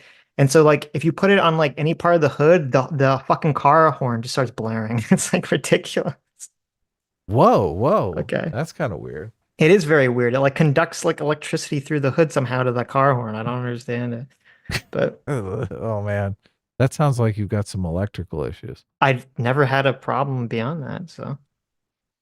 J-Mac says, my grandpa is incredibly based, which is totally true. Yeah. There you go. A lot of the entrepreneurial story, that book is filled with amazing entrepreneurial stories. Yeah. Mm-hmm. Ostracy for $5 sends a link to Joe Biden and says, this is why I can't take you guys seriously on this issue. Ostracy. What do you mean, you guys? Well, you have to take me seriously. I'm talking about flogging them. Ostracy doesn't understand persuasion in any capacity whatsoever. Because I just said, I mean, this is what I said. I read in multiple articles, but have not done a deep dive on it, that Mexico was not willing to maintain the Remain in Mexico program. Okay. And then your response to that is to send a tweet that doesn't answer that question. That is just Joe Biden complaining about Remain in Mexico. I think is this even before he's in office? Before Joe Biden is even in office. So he's doing it as a fucking campaign thing. Okay. The tweet is, Donald Trump's Remain in Mexico policy is dangerous, inhumane, and goes against everything we stand for as a nation of immigrants. Yes. My administration will end it. Hold on, buddy. I was born in America. My parents were born in America. We're not all a nation of immigrants. No, but so let me finish before you interrupt the man. Okay. Okay. So I said, me and Adam said that we read articles that both claimed, and we said we didn't know. I specifically said this, okay, and then you get triggered by this, is that we were read in articles that the Mexican government was no longer willing to maintain the Remain in Mexico policy, okay, and then your response is to say, this is why I can't trust you, and you send me nothing that shows. First of all, I specifically said, I don't know if it's true. So I don't know what you mean by not trusting me. Okay. And if you wanted to send me an article showing that actually, no, the Mexican government was totally fine with it, and it was our government, it was Biden that made the decision, I'd say, oh, okay, well, there you go. Look, it was 100% Biden's fault and he's a fucking retard for doing it. But you didn't send that. You send it a tweet that is Biden when he's running for office before he's president, using this as a campaign issue to complain about Donald Trump being a big racist. Okay, which doesn't answer the question. We So don't have enough evidence to make the claim that Ostracy is triggered, though. he is, because he's been going on, he's been whining about this on Twitter for a while now, saying, "Oh, you guys are so biased on this issue. That I can't doesn't mean trust you in he's this issue." triggered. He accused us of hiding information on stream. Okay, I mean, which has an implication that we're being intentionally dishonest about it. yeah, Ostracy. Why don't look? And I This is just said literally, send me the fucking information. Send me the facts if you have them. Okay, and we'll look at it. It's not hiding anything. It's so weird to me. Like, it's so fucking weird to me that some people just they get so fucking triggered because they don't have the actual facts that back up the case, but I don't agree with their intuitions. They want me to make some intuitive leap, and I say no. And it bothers me because this is the same standard I have for all the claims that people levy against the right. When they levy the claims against Donald Trump with the Trump-Russia connection, every time someone on the left says that, oh, the reason that this exists in America is because of racism, and they make the same intuitive leap. And I say, no, listen, I want to go through the facts, show me that there's actually proof that this is racist or whatever, before I make a determination. And it's the same standard. But some people get mad that I have the same standard when it comes to accusations against the left as the left's accusations against the right. It says Biden administration formally ends Remain in Mexico policy after suspending it earlier this year. I mean, there's a lot. I understand what does that that. have to do with anything? He Okay, said he it was doesn't matter. against it, and then he ended it. I understand. Okay. So I've I seen guess several articles. I understand that they say the Biden administration ended Remain in Mexico. I understand that. There's a million articles that say that. Okay. I'm going to say this one more time, and then I'm never going to say it again. And if you ever bring it up again, I'm never going to respond. Okay. There are several articles that make a claim that the reason Biden ended it was because Mexico was unwilling to maintain their Remain in Mexico policy with America. Okay. If you can find something that says that that is not true specifically, then send it to me. If you cannot find that information, then don't send me anything. Okay. It's All very, right. very simple. The reason they formally ended it is because, see, Ostracy, what happened here? This is kind of like when your girlfriend comes to you and says, look, I'm breaking up with you. And you go, no, I'm breaking up with you. I'm breaking up with you first. You get it, Sitch? That's a comedy That's what I portion of understand. the show. So I get it, and that would be the obvious thing for people that they won't accept that because it's like not fitting in with a political narrative. But obviously, that would be the move that the American government would make if Mexico is unwilling to do something. Would be for them to say, "Oh, maybe, oh no, we weren't going to do it anyway, right?" Yeah, of course. Look, we didn't want your Remain in Mexico policy anyway. Suck on it, Mexico. We'll turn all these people into voters. We'll turn your lemons into lemonade. I mean, here's an article I just found right now. Mexico's Ministry of Foreign Affairs said, this is from February 2023. Mexico's Ministry of Foreign Affairs said Monday it rejects any effort to re-implement the controversial Trump-era policy known as Remain in Mexico for asylum seekers. In December, U.S. District Judge halted the Biden administration's latest attempt to end the program, while a legal challenge launched by Texas and Missouri aimed at forcing its reinstatement is considered in court. In a statement, the Foreign Ministry said after the judge issued a stay, the U.S. authorities notified them of their intention to restart the program. So, okay, so here's this. Okay, so it seems like there's a lot of like left hand, right hand, not knowing what's the left hand is doing or the right hand is doing, or there's a lot of bullshit virtue signaling from the Biden administration.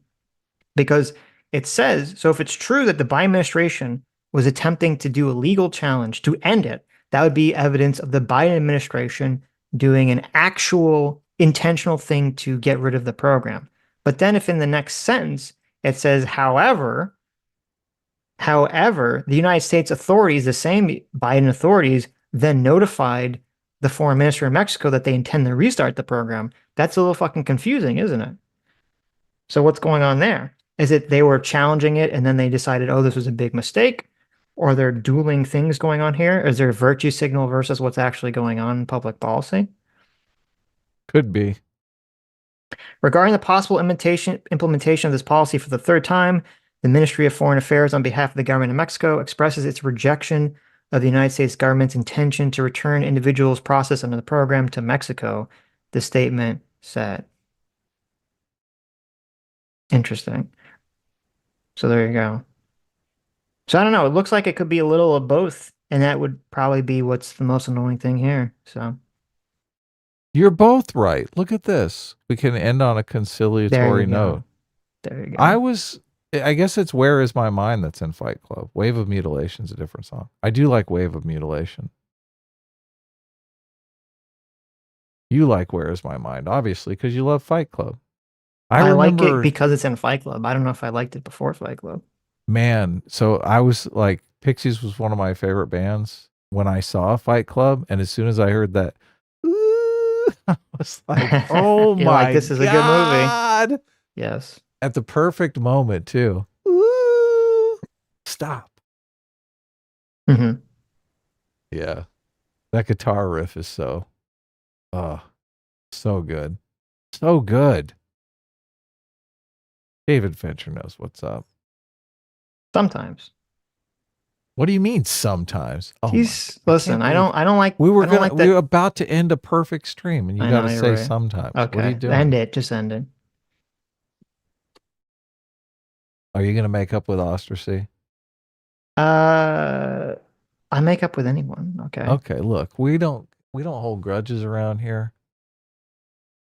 We like spirited debate. We don't throw the patented Brianna Greyjoy disgust face at people for no good reason. Sometimes we throw it at people who deserve it. Sometimes we throw it at people who deserve it. But see, to me, it shows you exactly the issue. I found this one article that answered the question. Okay, Odyssey just had to send me this one article, and it would answer. Well, actually, it would.